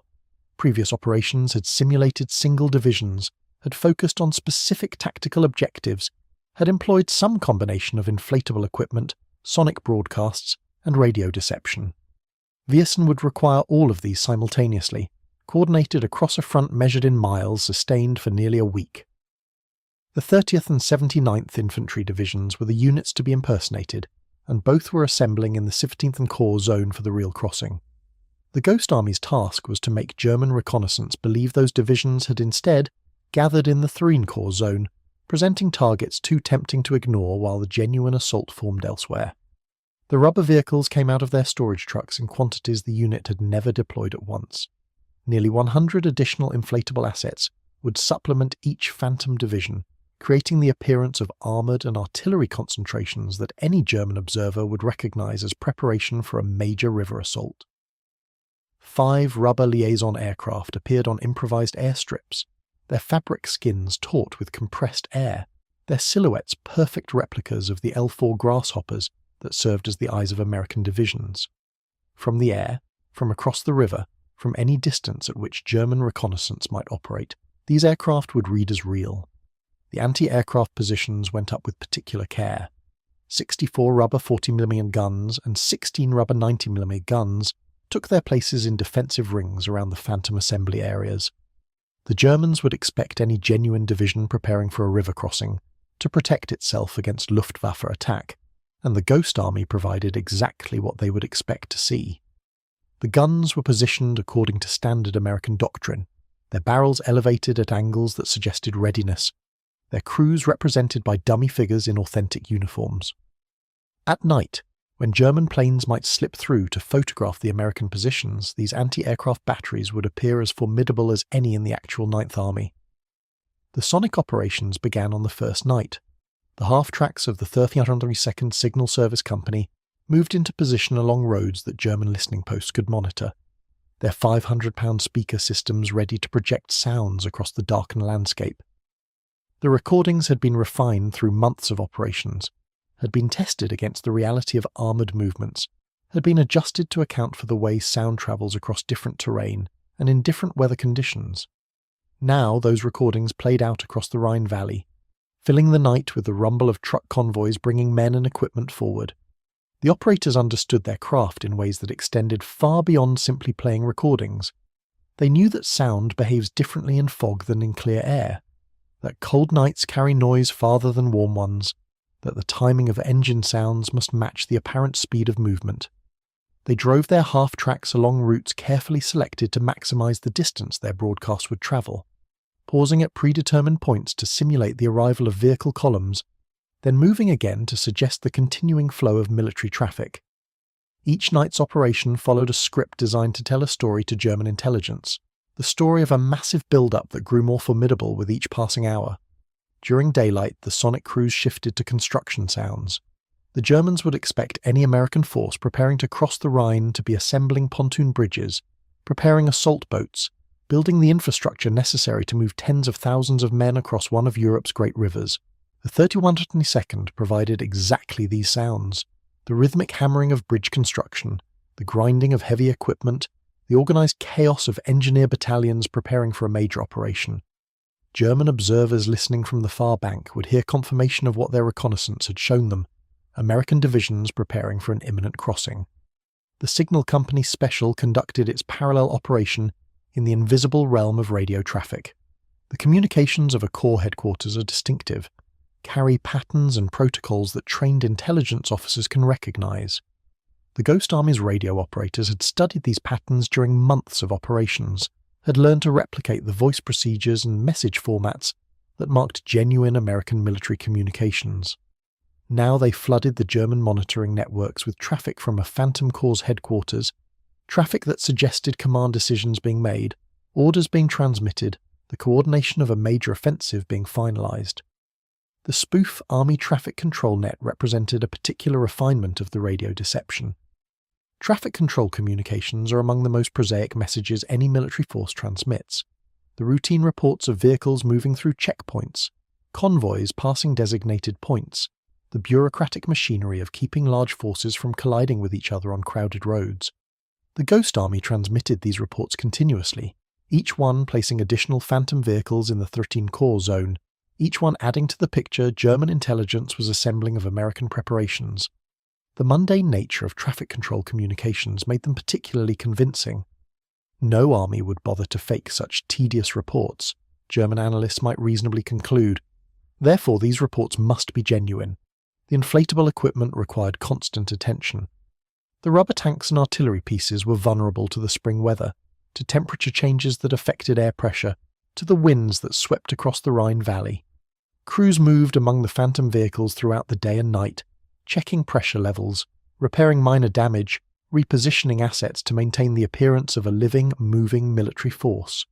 The work was exhausting and dangerous, conducted within range of German artillery, requiring men to expose themselves in daylight to maintain equipment that existed only to be seen by the enemy. The Germans responded to what they saw and heard.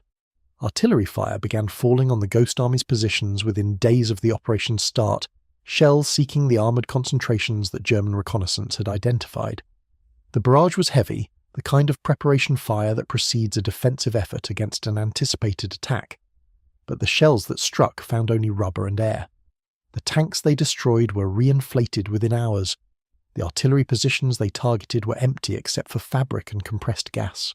The Ghost Army's casualties from this bombardment were equipment, not men, and the equipment could be replaced as fast as the men could work the pumps. The irony was not lost on the soldiers doing this work. German gunners were expending ammunition, revealing their positions, consuming resources that would not be available when the real crossing came. Every shell that fell on a Phantom tank was a shell that would not fall on an actual American soldier. Every artillery position that fired at inflatable targets was a position that American counter-battery fire could now locate. The Ghost Army was winning an artillery duel by offering its opponent nothing to hit. The operation's rhythm settled into patterns.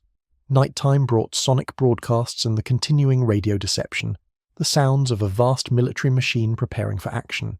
Daylight brought maintenance and repositioning, the constant work of keeping the illusion fresh and believable. German reconnaissance flights passed overhead, their cameras capturing images that confirmed what other intelligence sources suggested. 2 American infantry divisions were preparing to cross the Rhine near Dusseldorf, and the crossing was imminent. Colonel Harry Reeder monitored the operation from a command post that seemed to belong to a corps headquarters, surrounded by maps and communications equipment and staff officers who moved with the purposeful energy of men coordinating a major offensive. The performance extended even to this level, even to command functions that German intelligence might somehow observe. Nothing could be allowed to break the illusion. Every element of the deception had to be consistent with every other element, creating a reality so coherent that no amount of scrutiny would reveal the truth. The men of the 23rd understood what was at stake.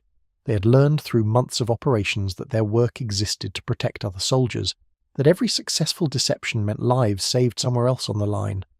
But Wiersen raised the stakes to levels they had never confronted before.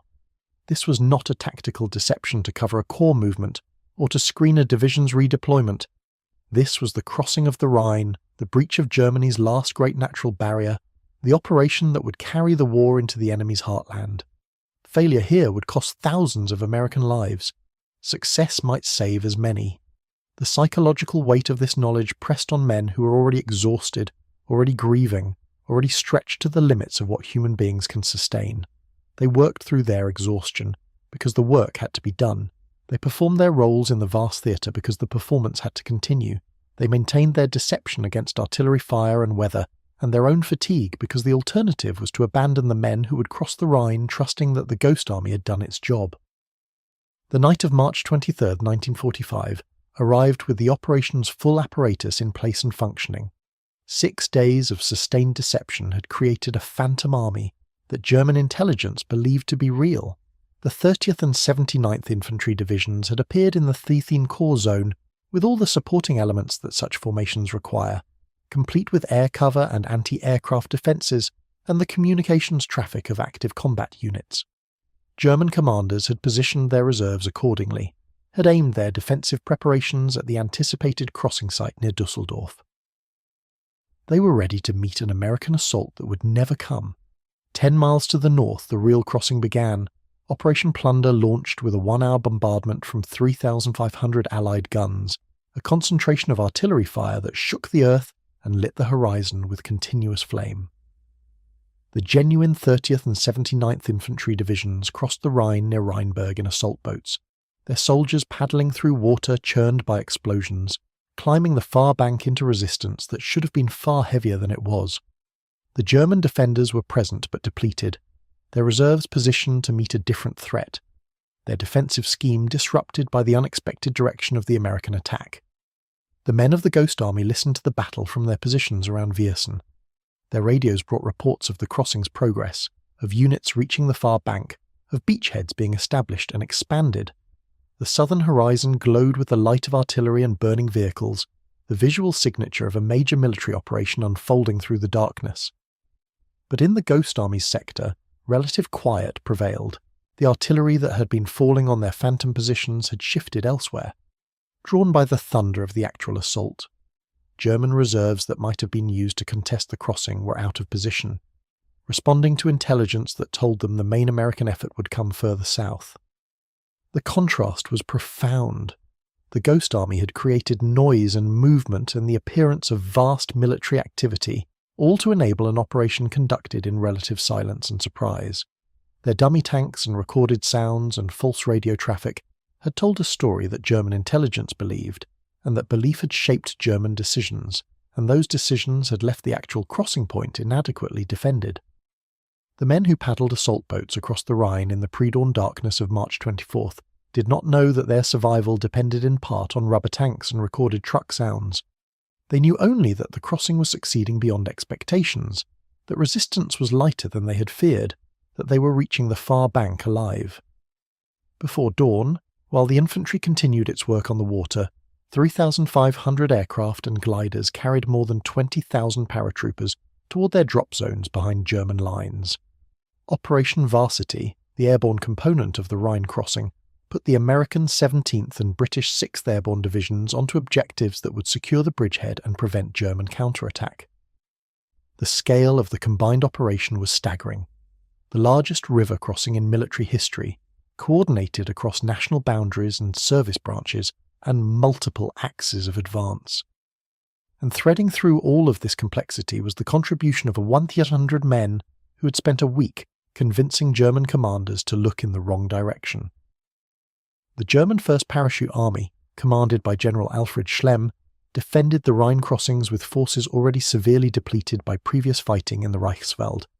These were experienced soldiers, capable of inflicting serious casualties on any attacking force, but they had been positioned according to intelligence that told them where to expect the main American assault.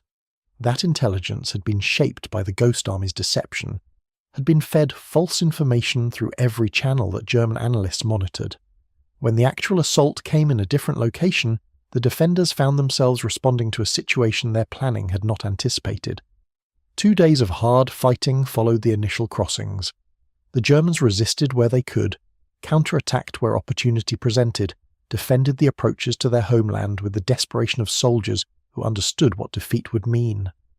But the element of surprise, preserved by the Viersen deception, gave the Allies an advantage that German resistance could not overcome. Beachheads expanded, bridges went up across the river, the flow of men and equipment into Germany became a flood that no defensive effort could contain. In the aftermath, the assessments began. The 30th Division's G2, the intelligence officer responsible for evaluating enemy capabilities and intentions, rendered a judgment that would echo through the decades. The American attack had come as a complete surprise to the enemy, with a consequent saving of American lives. The phrasing was clinical, the language of military analysis rather than celebration, but the meaning was unmistakable. The deception had worked. German defenders had been caught looking in the wrong direction. Soldiers who might have died in a contested crossing had instead survived because the opposition they expected never materialized. The 79th Division's G2 provided even more direct evidence. In the chaos of the German retreat, American intelligence officers had captured a German overlay of the American order of battle, a map showing where German analysts believed American units to be positioned. The overlay placed the 79th Infantry Division approximately where the 23rd Headquarters Special Troops had portrayed it, in the phantom assembly area near Viersen rather than in the actual crossing zone near Rheinberg. The 30th Infantry Division did not appear on the overlay at all. German intelligence had lost track of an entire American division, had been so thoroughly deceived that they could not locate a formation preparing for the most important operation of the European war. These captured documents represented the clearest possible validation of what the Ghost Army had accomplished. The deception had not merely confused German intelligence, it had fundamentally misled German commanders about the location and strength of American forces. The phantom divisions had been accepted as real, had shaped German defensive planning, had contributed directly to the success of the Rhine crossing and the preservation of American lives. But the men who had accomplished this would receive no public recognition. The unit's existence was immediately classified, its records sealed under secrecy provisions that would not be lifted for more than 50 years. The soldiers who had spent a week creating illusions that saved thousands of lives were ordered never to speak of what they had done, never to claim credit for their contribution, never to explain the strange mix of art and engineering and theatre that had defined their service. The classification had multiple justifications. Military deception depends on secrecy for its effectiveness. If potential enemies understand how deception operations work, they can develop countermeasures that render future deceptions useless. The Cold War was already taking shape in the spring of 1945, and the possibility of using tactical deception against the Soviet Union made the Ghost Army's techniques newly relevant. Everything the 23rd had learned about inflatable equipment, about sonic deception, about radio impersonation, represented capabilities that might be needed again. Revealing those capabilities would compromise their future usefulness. There was also the simple bureaucratic reality that declassification takes effort, and the war was not yet over, and no one had time to consider the historical implications of keeping the Ghost Army's story secret. The men were given their orders and expected to obey them, just as they had obeyed every other order during their service. They would go home, resume their civilian lives, and carry the memory of what they had done as a private burden that could not be shared. The irony was bitter enough to taste. These were artists, men who had built careers on self-expression, on sharing their visions with the world, on creating work that others would see and appreciate. They had applied their creative talents to the most consequential project of their lives, had used their skills to save thousands of their countrymen, and they were forbidden to tell anyone what they had accomplished. The most creative soldiers in the American army had won their greatest victory, and were prohibited from claiming it. Some of them would keep this secret for more than 4 decades. They would return to careers in advertising and illustration and fine art, would achieve recognition for work that had nothing to do with the war, would live entire professional lives without mentioning the contribution that may have mattered most. When friends or family members asked about their military service, they would offer vague answers, would change the subject, would maintain the silence that their orders required. The secret became a weight they carried, a part of themselves that could not be shared. Lieutenant General William H. Simpson, commanding the Ninth Army, issued a commendation that acknowledged the Ghost Army's contribution in language that could not be made public. The unit had performed its mission with distinction. The deception had achieved its objectives. Lives had been saved because of what the 23rd Headquarters Special Troops had accomplished. All of this was true, and none of it could be spoken. The estimates of lives saved varied. Military analysts who studied the Rhine crossing in later years suggested figures ranging from 10,000 to 30,000 American servicemen who survived the operation because of the tactical surprise the fearsome deception had provided. The variance reflected the inherent difficulty of counterfactual analysis. No one can know with certainty how a contested crossing would have proceeded, how many additional casualties a prepared defence would have inflicted, how the battle would have unfolded if German reserves had been positioned to meet the actual American assault. But even the lower estimate represented 10,000 families who received their soldiers home alive, 10,000 men who would live to see the war's end and the decades beyond. The Ghost Army had accomplished something unprecedented in the history of warfare. They had used art and sound and performance to create a reality that their enemies believed, and that belief had shaped the outcome of the largest river crossing in military history. The techniques they pioneered, the lessons they learned, the capabilities they demonstrated would influence military thinking for generations. But the men themselves would remain invisible, their story untold, their contribution unrecognized by the public whose sons and brothers and husbands they had helped to save. This was the nature of their service. They had volunteered for a mission they did not understand, had accepted secrecy as a condition of their work, had learned to create illusions while remaining invisible themselves. The final irony was that their greatest success condemned them to the deepest obscurity. The more effectively they had deceived the Germans, the more important it became to keep their methods secret. The more lives they had saved, the more completely their story had to be suppressed. The Rhine was crossed. The war would end within weeks, and the men of the Ghost Army would carry their silence home with them, keeping the secret of Viersen and the 20 other operations they had conducted, waiting for a declassification that would take half a century to arrive.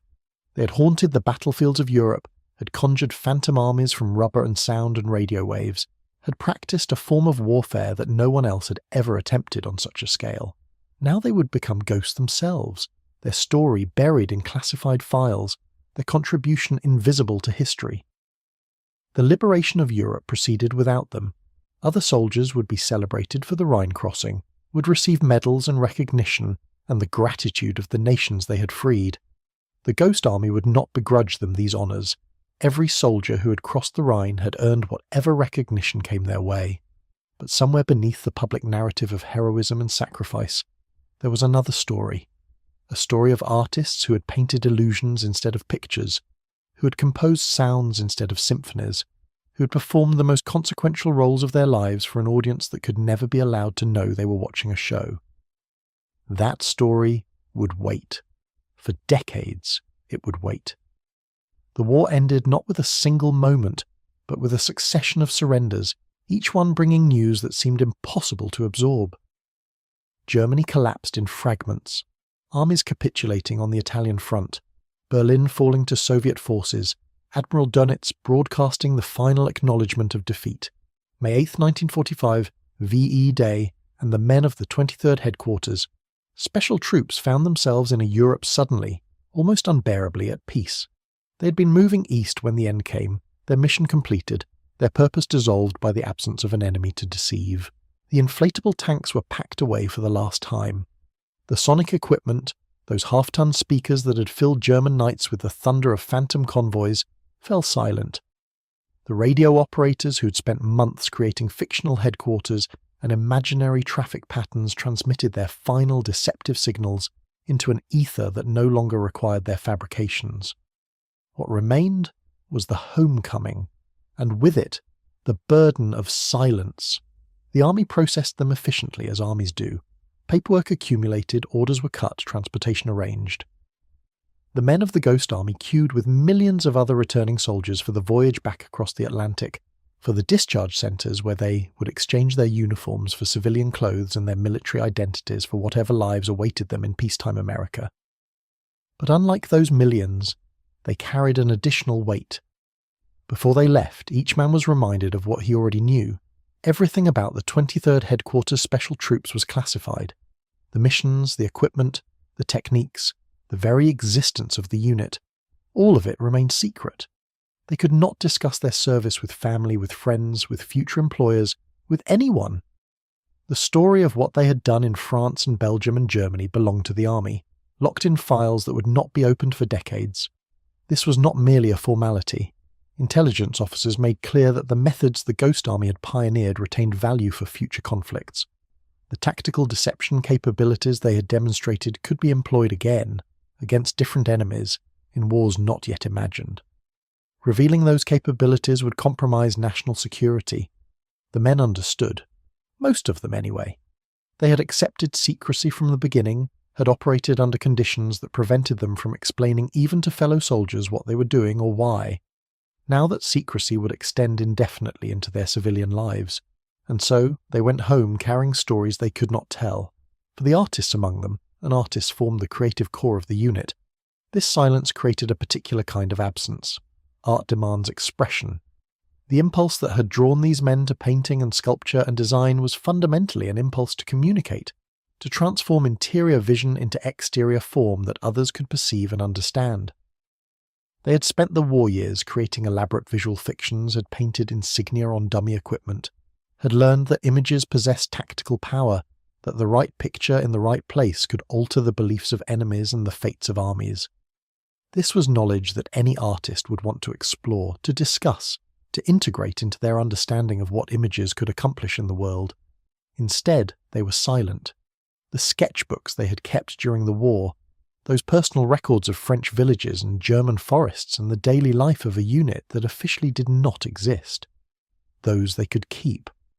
The drawings were personal property, not classified materials, but they could not explain what they had been doing when they made those sketches, could not describe the missions that had taken them to those villages, could not reveal that the soldiers beside them in those drawings had been painting rubber tanks to look like steel. Ellsworth Kelly returned to civilian life and eventually made his way to Paris on the GI Bill, studying at the École des Beaux-Arts and beginning the artistic explorations that would eventually establish him as one of the defining figures of American abstraction. He was 22 when the war ended, barely trained as an artist before his induction in 1943, and it was the Army, specifically his time with the 603rd Engineer Camouflage Battalion, that had provided his fundamental education in the relationship between form and perception. The work of camouflage is the work of understanding how the eye reads shape and colour, how context determines meaning, how an object can be transformed by its surroundings. Kelly absorbed these lessons in circumstances that could not be more different from an art school studio, learning them not as theoretical principles but as practical necessities that could mean life or death. In Paris, and later in New York, Kelly developed the hard-edged abstractions and shaped canvases that would make him famous. His paintings stripped representation to its essential elements: pure colour, geometric form, the interaction of figure and ground. Critics would later trace these concerns to various artistic influences, to his encounters with European modernism, to the particular visual culture of post-war America. What they could not know, because Kelly could not tell them, was that his first serious engagement with these problems had occurred in the context of military deception, where understanding how shapes register against backgrounds was not an aesthetic exercise, but a tactical imperative. He lived with this silence for decades. The young soldier who had painted fake insignia on inflatable equipment became the celebrated artist whose works hung in major museums, and these two identities remained separate, connected only in Kelly's private knowledge. Not until the 1990s, when classification began to lift and researchers began piecing together the Ghost Army story, would the connection become speakable. By then, Kelly was in his 70s, his artistic reputation long established on grounds that had nothing to do with military service. The revelation that his first art education had occurred in a secret deception unit added a strange new dimension to his biography, a hidden origin story that reframed everything that followed. Bill Blass followed a different trajectory toward equal silence. He had been a sketch artist for the unit, one of the young men recruited from the fashion industry, whose visual skills translated readily into military deception. After the war, he returned to New York's garment district, worked briefly for Anne Klein, then moved to a firm called Anna Miller & Company, where his talents found commercial expression. The fashion world of the late 1940s and 1950s was rebuilding itself after wartime restrictions, hungry for new ideas and new designers, and Blass rose steadily through its ranks. By 1970, he had become head designer and owner of Bill Blass Limited, building the fashion empire that would make his name synonymous with American elegance. Throughout those decades of professional achievement, Blass kept his wartime service secret. He had stories he could tell, every veteran did, but the particular story of the Ghost Army remained locked away. He had helped create illusions that deceived German intelligence, had contributed his artistic skills to operations that saved American lives, had been part of something unprecedented in military history. None of this could be mentioned in the interviews and profiles that accumulated as his fame grew. The fashion designer who understood so precisely how to create an image, how to construct an appearance that communicated specific messages to specific audiences, had learned these skills in contexts he was forbidden to discuss. Art Kane, who would become one of the most influential photographers of the post-war era, carried the same silence. His famous 1958 photograph, A Great Day in Harlem, gathering 57 jazz musicians on a Harlem brownstone stoop, demonstrated a genius for staging and composition that had military antecedents he could not acknowledge. The man who could arrange dozens of temperamental artists into a single, coherent image had once arranged rubber tanks and canvas artillery pieces into convincing facsimiles of armoured divisions. The connection was invisible to everyone but Kane himself, and there were dozens of others whose names never achieved the same fame, but whose post-war careers bore similar marks of undisclosed influence. They returned to advertising agencies, to commercial art studios, to architecture firms and design houses and teaching positions, carrying knowledge they could not share. Some found the silence easier to bear than others. Some compartmentalized effectively, treating their military service as a closed chapter unrelated to their civilian identities. Others felt the weight of it more persistently, aware that a formative experience remained forever inexpressible. The years accumulated. The 1950s gave way to the 1960s. The Cold War intensified, and then began its slow thaw. The world that had emerged from the Second World War transformed itself repeatedly. The Ghost Army's veterans aged alongside their countrymen, their secret intact. Occasionally, in private moments, some of them might share fragments with spouses or close friends, trusting that the confidence would be kept. But the public silence remained unbroken. The classified files gathered dust in government archives. The inflatable tanks, deflated and packed away at war's end, decayed in storage. The techniques that had seemed so revolutionary in 1944 became historical artifacts, superseded by newer technologies, newer methods of deception and counter-deception. What persisted was memory. The veterans remembered even as the world forgot. They remembered the fear and the creativity, the absurdity and the danger, the nights spent inflating rubber tanks while artillery rumbled in the distance. They remembered comrades who had died, Captain Thomas Wells, Sergeant George Peddle, and others whose names appeared on no public casualty lists because the missions that killed them remained classified. They remembered the French villages they had sketched, the German positions they had observed, the elaborate performances they had staged for audiences who could never know they were watching a show. And they remembered the Rhine. Operation Viersen remained the capstone of their service, the mission that had mattered most, the deception that had contributed to the success of the largest river crossing in military history. Whatever doubts they might have harboured about other operations, the missions that had been rushed or compromised, the times when things had gone wrong, Viersen stood as vindication. They had drawn German attention away from the actual crossing point.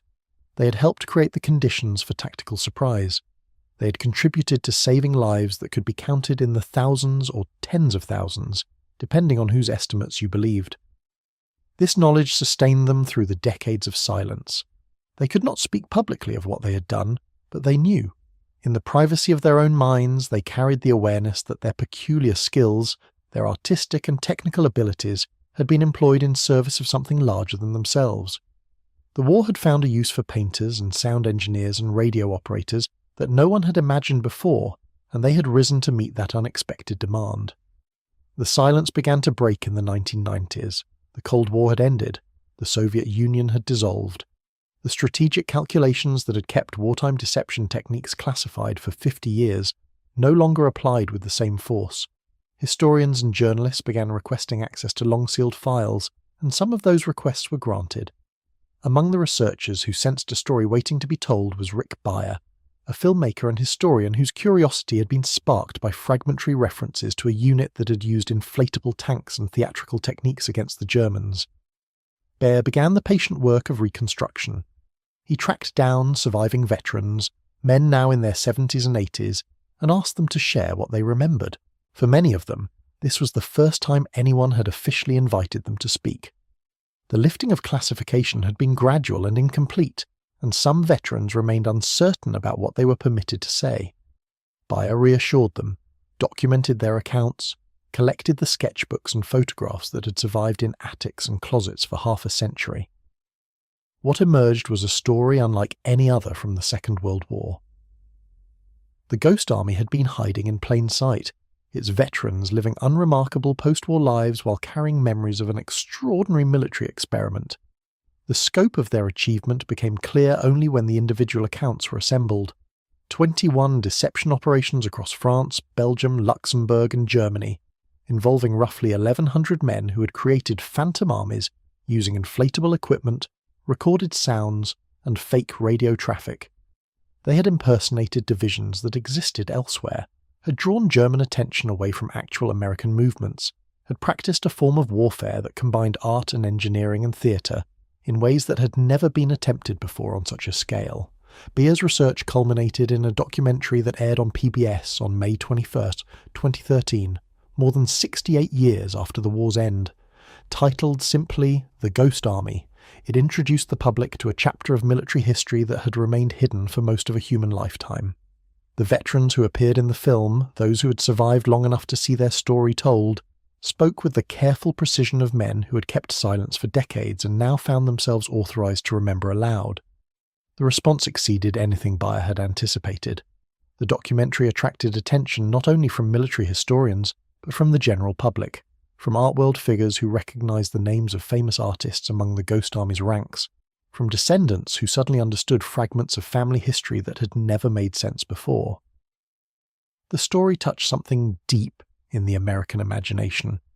The idea that artists and creative thinkers had found a way to contribute to the war effort that honoured their particular skills, that creativity itself had been a weapon. Recognition so long withheld began to accumulate. Bayer established the Ghost Army Legacy Project to preserve the unit's history and advocate for official acknowledgement of its service. Surviving veterans, their numbers dwindling with each passing year, found themselves invited to speak at museums and historical societies, their stories finally part of the public record. The sketchbooks that had travelled home in duffel bags, kept as personal mementos of a war that could not be discussed, emerged from storage and found their way into exhibitions. And then, in February 2022, came the Congressional Gold Medal. The highest civilian honour that Congress can bestow, the medal recognised the Ghost Army's unique and highly distinguished service during the Second World War. The ceremony took place at the United States Capitol, with members of Congress gathering to honour a unit that most of them had never heard of until recently. 3 veterans from the Ghost Army attended: Seymour Nussenbaum, John Chrisman, and Bernard Bluestein. They were in their late 90s now, among the last surviving members of a unit that had once numbered over 1,000. Nussenbaum had studied art at Pratt Institute before being drafted, one of the young men whose creative training had marked them for recruitment into the 603rd Engineer Camouflage Battalion. He had spent the war years painting insignia on inflatable equipment, helping to create the visual illusions that convinced German reconnaissance that phantom divisions stood where none existed. Now, nearly 8 decades later, he sat in the Capitol building receiving a medal for work that had been secret for most of his life. "Our mission was to fool the enemy," Nussenbaum said, his voice carrying the weight of years and memory, to put on a big act. The simplicity of the statement contained everything. They had been actors in a war, performers whose stage was the battlefields of Europe, and whose audience was an enemy that could never be allowed to know it was watching a show. The big act had encompassed rubber tanks and recorded sounds and fake radio traffic, had required courage and creativity in equal measure, had contributed to victories that saved lives beyond counting, and it had remained secret for 50 years, its performers sworn to silence while others received the public credit. The medal, gold and heavy, caught the light as it was presented. For the veterans who received it, the recognition came late. Too late for the hundreds of comrades who had died in the intervening decades. Too late for the men who had built careers and raised families and gone to their graves without ever being able to explain fully what they had done in the war. But it came. Bluestein, who had been among the early recruits to answer those vague notices posted at art schools in 1943, held the medal and remembered. He remembered Camp Forest, Tennessee, where they had trained with equipment they barely understood for missions they could not imagine. He remembered the crossing to England, the arrival in Normandy after D-Day, the succession of operations with code names that had become chapter headings in a story no one knew was being written. He remembered the fear and the camaraderie, the absurdity of inflating rubber tanks while artillery shells fell nearby, the grim satisfaction of learning that their deceptions had worked. And he remembered his sketchbook. They had all kept them, those personal records of a war they could not discuss. The sketches had been therapeutic, a way of processing experiences that could not be shared in letters home or conversations with other soldiers. They had captured French villages and German landscapes, fellow soldiers at rest and equipment being deployed, the mundane and the extraordinary moments of a military campaign unlike any other.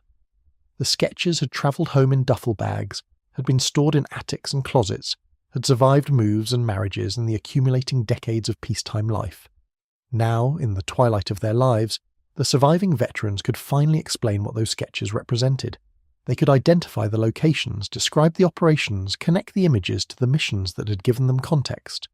The private records had become historical documents, evidence of a chapter of military history that was finally being written into the public record. There is an image that captures something essential about the Ghost Army story, a moment that the documentary earned through 3 hours of careful narration. It is not a photograph exactly, though photographs exist, but a composite, a distillation of scenes that occurred in hospital rooms and living rooms and ceremony halls as the final recognition arrived. An old man sits in a wheelchair, his body diminished by age but his mind still sharp with memories that span 8 decades. A gold medal rests in his lap, its weight both symbolic and substantial, an acknowledgement that came late but came nonetheless.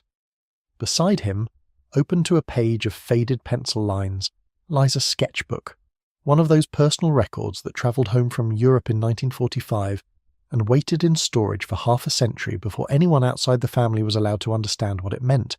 The sketch shows a French village, rendered with the quick confidence of someone who drew because he could not help drawing, because visual observation was as natural as breathing. The village no longer exists in the form the sketch captures. Time and reconstruction have changed its character, but the drawing preserves a moment, a particular arrangement of buildings and sky that mattered once to a young American soldier who happened to be passing through.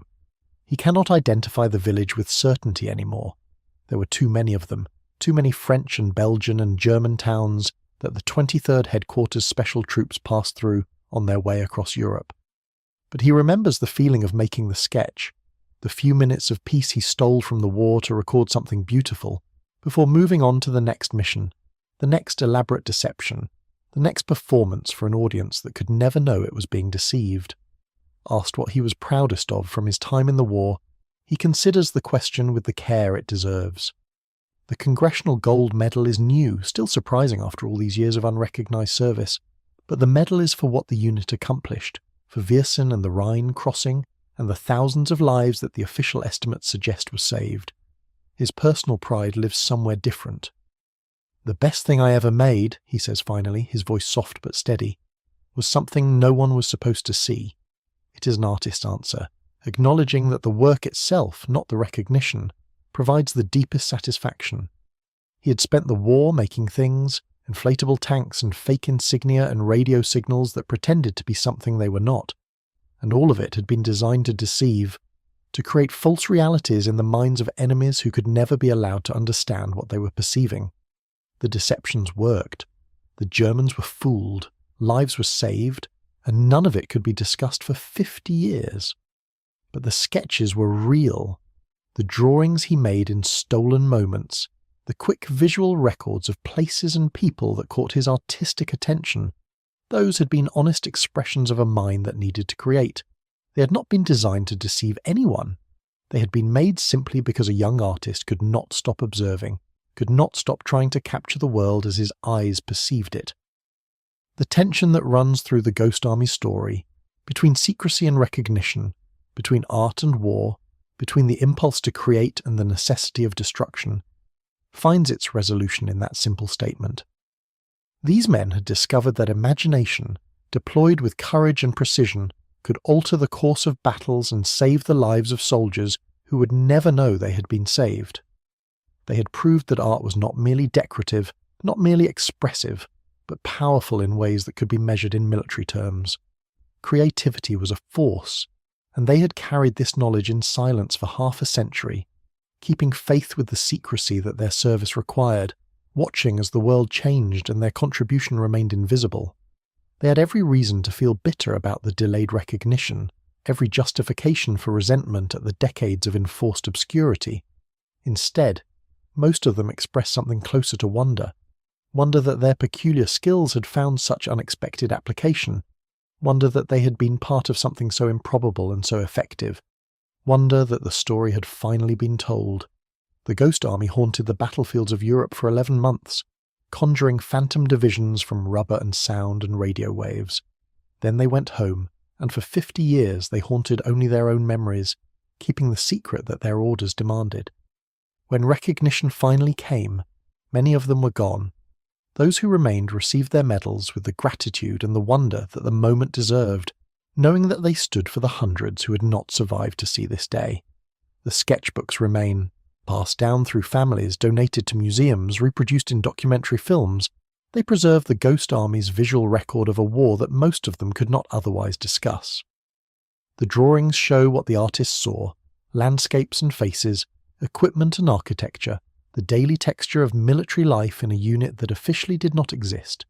They are honest documents, these sketches, made without deceptive intent, capturing moments that their makers needed to remember. And they remind us that even in the midst of war, even while engaged in elaborate military deception, the artistic impulse persists. The men of the Ghost Army spent their days creating illusions designed to mislead and deceive. In their spare moments, they created art that told the truth. The two activities were not contradictory but complementary. expressions of the same fundamental capacity to see and to make, to observe reality and to transform it through imagination. This is what they left behind, not only the tactical legacy of military deception, not only the documented contribution to victory in Europe, but the quieter legacy of creative work done under impossible conditions.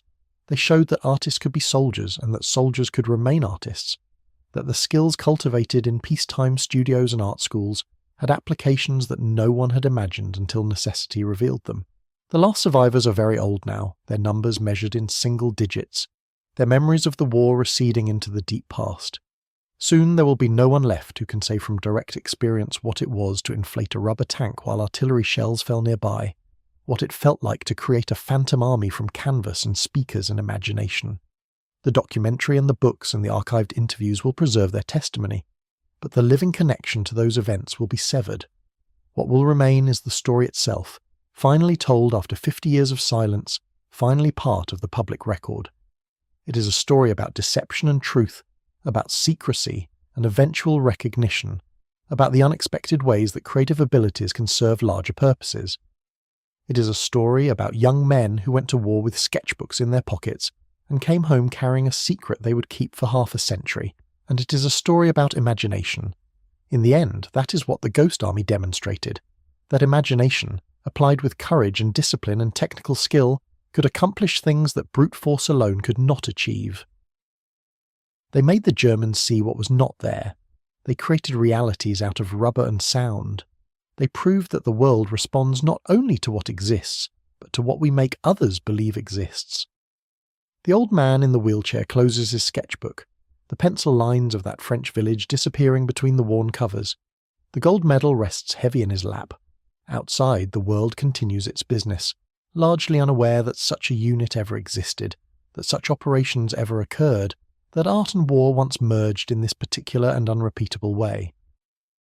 But those who know the story remember, and they understand that somewhere in the vast narrative of the Second World War, among all the accounts of battles and strategies and the clash of great armies, there is also this smaller, stranger tale. 1,100 artists and engineers and performers who went to Europe with inflatable tanks and theatrical speakers, who conjured phantom divisions from nothing, who deceived an enemy and saved lives beyond counting, and who then went home to keep the longest secret of their lives. They were ghosts who made ghosts, and now, at last, they can rest.